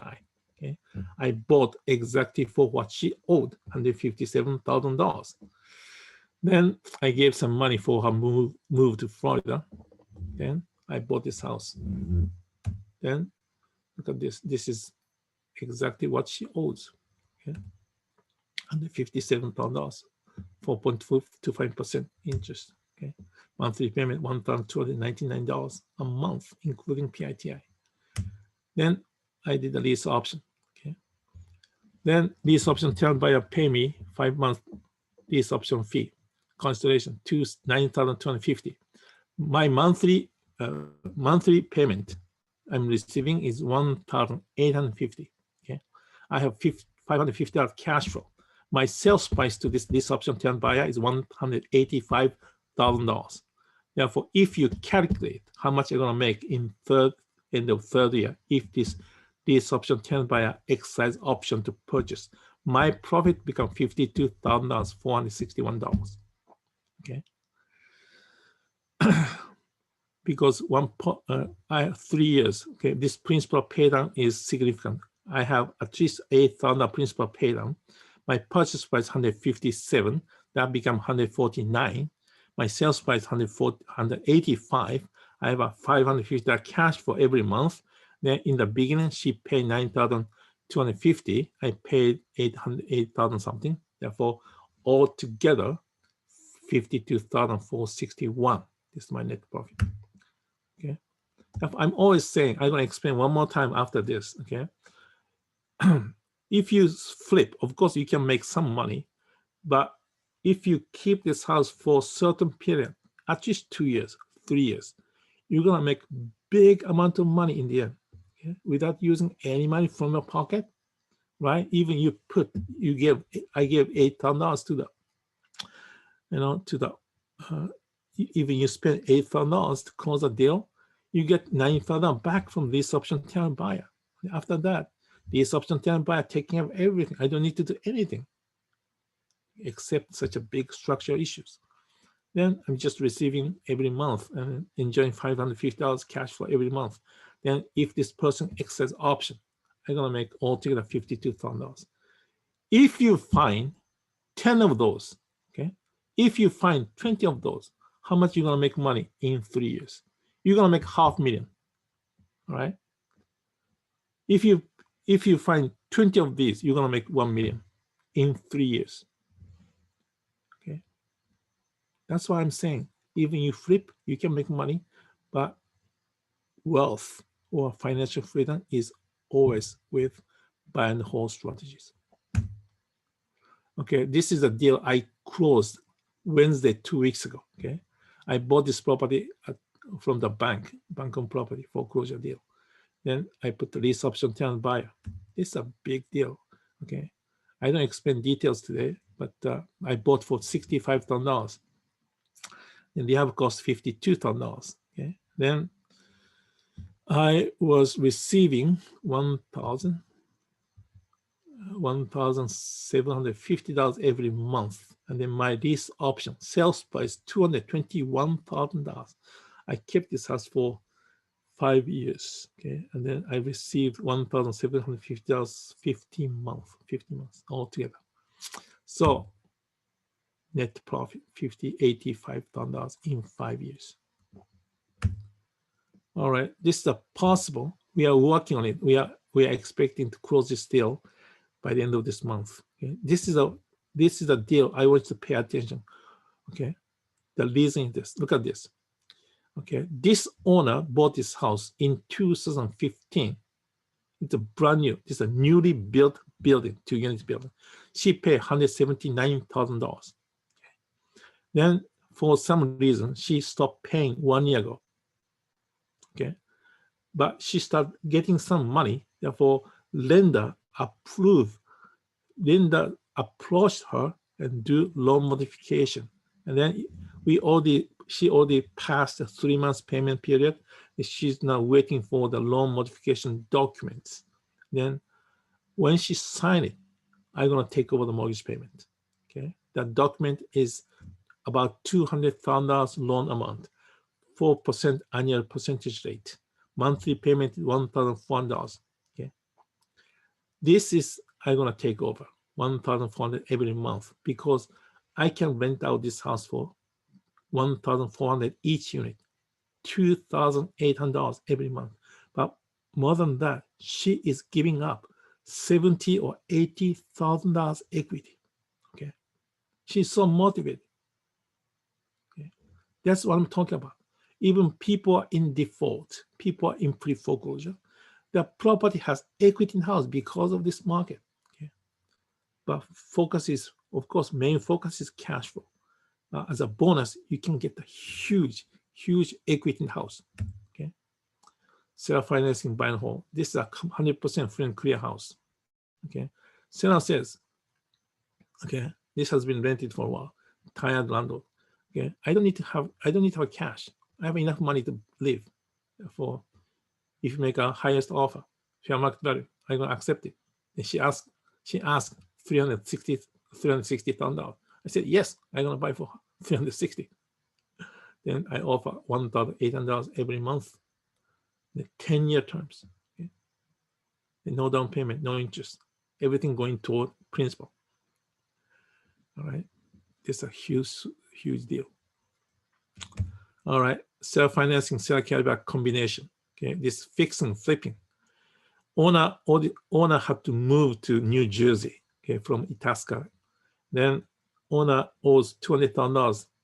The fair market value at the time is maybe $250,000 as is like a $270,000-$80,000. Okay, she wants to get at least $50,000. Okay? I asked her to sell carryback, subject to. Then $30,000 rehabbing cost, $25,000 rehabbing cost, and sales price $330,000. Then I pay off the mortgage. Then I pay off $50. Then net profit $30,000. All right, this is a feasible for sale. I bought directly from the owner. Then I put some money and buy and hold. And then this year, March, I sold this house using land contract. Purchase price $45,000.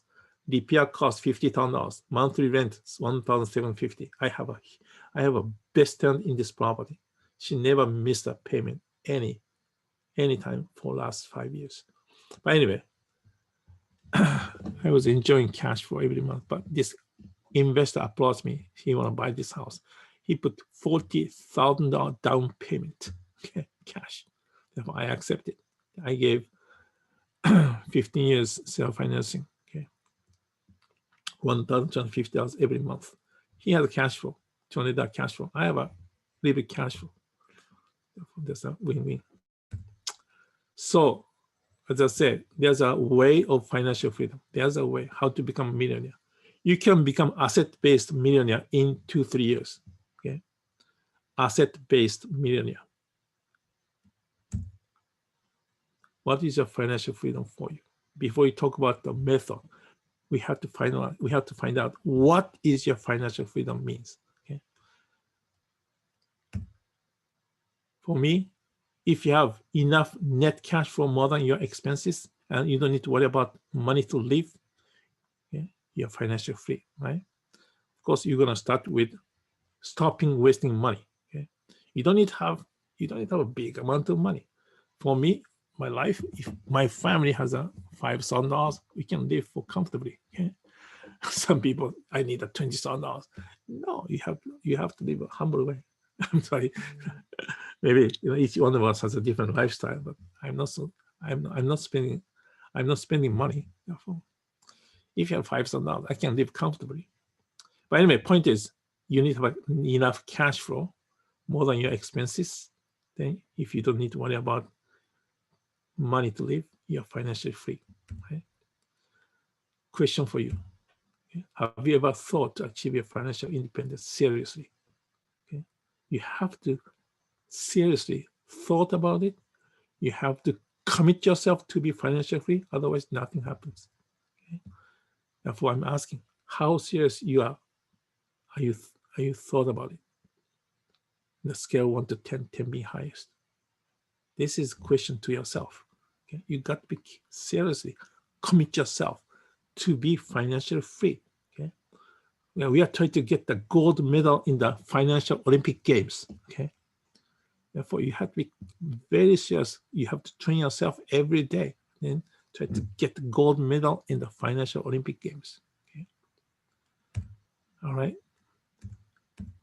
We have 4 different currencies to make wealth, right? Money, time, knowledge, relationship. Then we have talked about poverty mindset, wealthy mindset. Therefore, we have 4 taboos in our community. I don't have money. I'm busy. I don't know yet. I don't know anybody who has money. Those are 4 taboos. You never say like this. Okay. If you say, I don't have money, therefore I can't do it, you never ever make money, right? We know it. Therefore, wealthy mindset always say, I will find the money. Money is everywhere. I prioritize my time. I will always learn. I always be surrounded by like-minded investors. Okay, so the way to financial freedom, this is how I did it. Buying property in cash or terms and rent out. Self-financing subject to purchase, lease option purchase, and a regular rent, or lease option land contract. No money down possible. I did many times.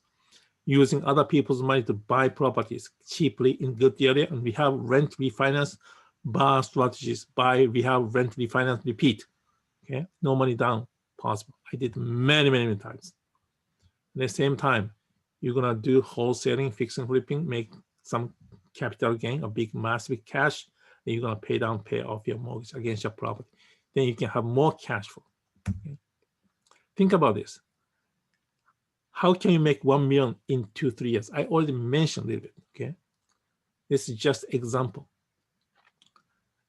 You should have some kind of money or line of credit. Or if you don't have, you're gonna find somebody who can lend you money. You don't need to have 100 private lenders. You need to have 1. Okay, start with 1. Even the person doesn't need to have 100, $200. If they have maybe 20, 30, $40,000, maybe that's okay, starting with. Okay. If you have a line of credit, personal, business, home equity, that's fine. As I said in the beginning, if you have $100,000 line of credit, you can win this game. Okay. let's think about this. Okay, you're gonna you find $200,000 fair market value property. Okay, of course we are always focusing. You're targeting normally down deal, right? But if you put some money, it's easy to buy properties. Therefore, okay, I'm gonna put 5% down or 5,000 down. Okay, then if you buy, okay, 10% discounted property using subject to purchase. Okay, 20 of those. And then you're gonna lease option the property for 2-year terms. Then you're gonna request 10,000 lease option cancellation. Then you're gonna sell for higher price. Okay, at least that 10% higher than fair market value. Okay, 220. All right. In 2 years, okay, you're gonna make 1 million. Okay. As I say, under this current market, there are lots of property has equity in house. Therefore, if those people who are in delinquent, the mortgage is delinquent, they have to sell in some ways. Of course, some people are doing refinancing, some people sell quickly, even their mortgage is default. Okay, that possibility. But if their mortgage is maybe 10%, or if their equity is 10%, okay, 20%, then mortgage delinquent. Maybe it's not easy to sell on the market, right? Those are target. You can get 10% discount, and then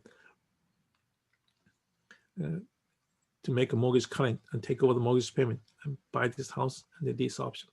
If you do 20 of those like this, you can make 1 million in 2 years, 3 years. Same thing, self and lease option. Lease option, sandwich lease option.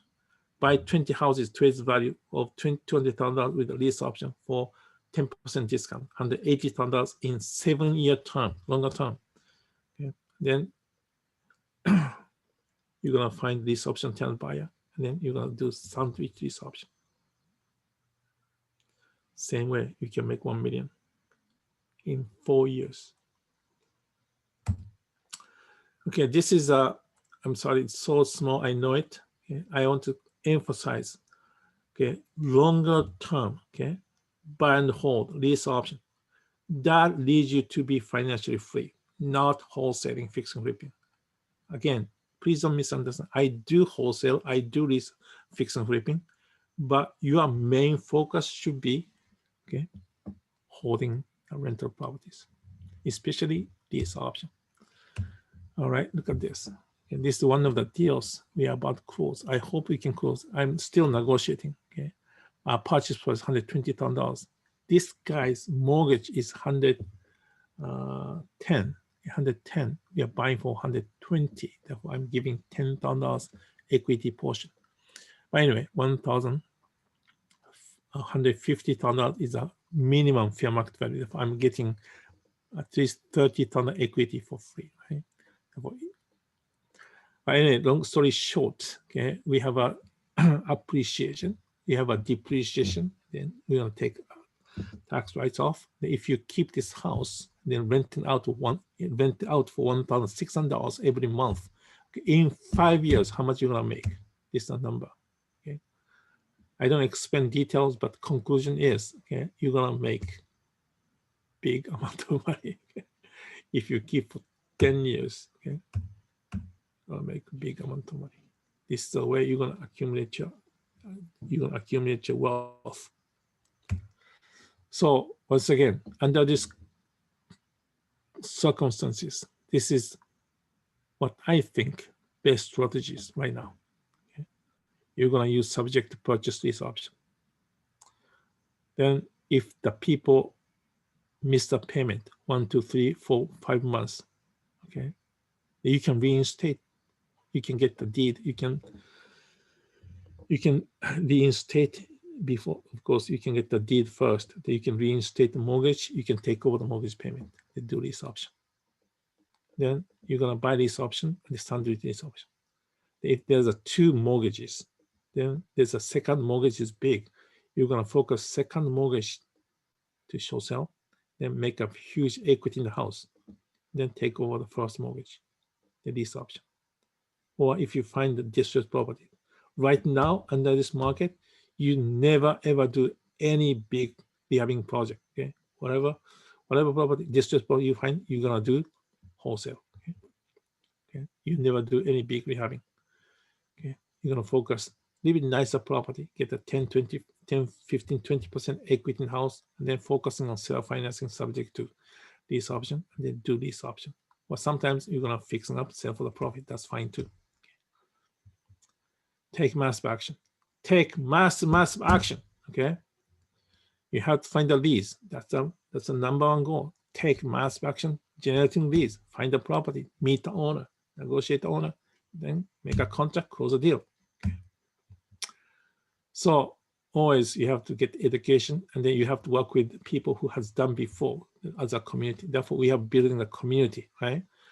We don't believe guru type education works because they are selling such an expensive coaching program. It doesn't work. Therefore, we are doing everything in our community. That's much better, much better. Okay. Education and the community. Okay. All right, my belief about money. I'm gonna skip this. It's become already 8:10. I'm sorry. Okay. So this is my belief of the money. Okay. There's no get rich quick scheme. We know that, right? We know that. We cannot expect to make money more than you invested. You deserve to receive the amount you invest yourself. The only thing you concern is how much you invested yourself. Okay. This I believe. If you invest yourself, you keep constantly doing this business, eventually, sooner or later, you can make a breakthrough. Many people quit right before you make a breakthrough. That is a sad thing to see. Okay. So yeah, this is a Umi and Yas meeting, but if you are invited by me or Chicago and whatever, okay, I have a second meeting, 7 o'clock on Central sometime on Monday night. Okay, then you can show you how we can start this business working with us. All right, that's it. All right, guys.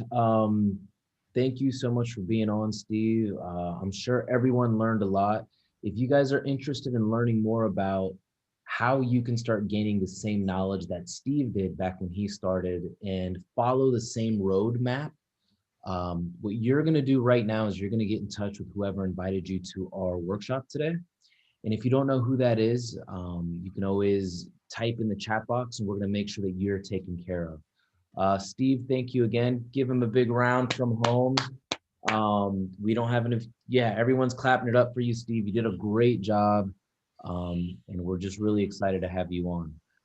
Again, guys, if you want more information on how you can learn all the strategies that Steve learned and that I've learned and the other investors in our group, right now, text whoever invited you here so we can get you to a meeting to show you how our real estate investing communities work. I'm in Virginia, Steve's in Chicago, and we're good friends. We've got investor communities all across the country. So we just want to make sure our people are taken care of. So, yeah, just a moment. Okay, I'm going to write down my email address, sknomura1 at att.net. Okay. Anyway, if you have any questions about what I talked about today, therefore you can send email. Okay, question to this email, sknomura1 at att.net. Okay. All right, guys. It's been good. Happy Friday. Happy investing. There's some big opportunities coming up. Don't miss out. That's what we're doing. I'm buying 3 houses this month, and it's really exciting. Thank you. Thank you, Steve. I'll talk to you this week, man. You did an awesome job. Thank you. Bye, everybody. Cheers. Thank you. Yeah. Thank you. Absolutely, guys.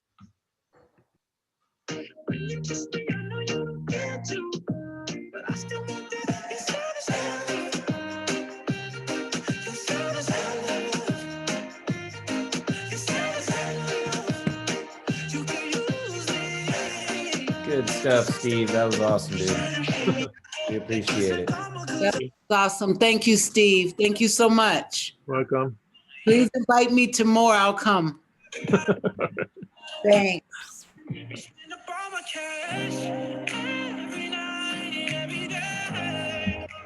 Yeah, Steve, Mary, y'all say thanks. That was really good. I like your slides. Thank you for laying it out and showing the steps and everything that you do. Yeah, hopefully everybody learned a lot. That was great.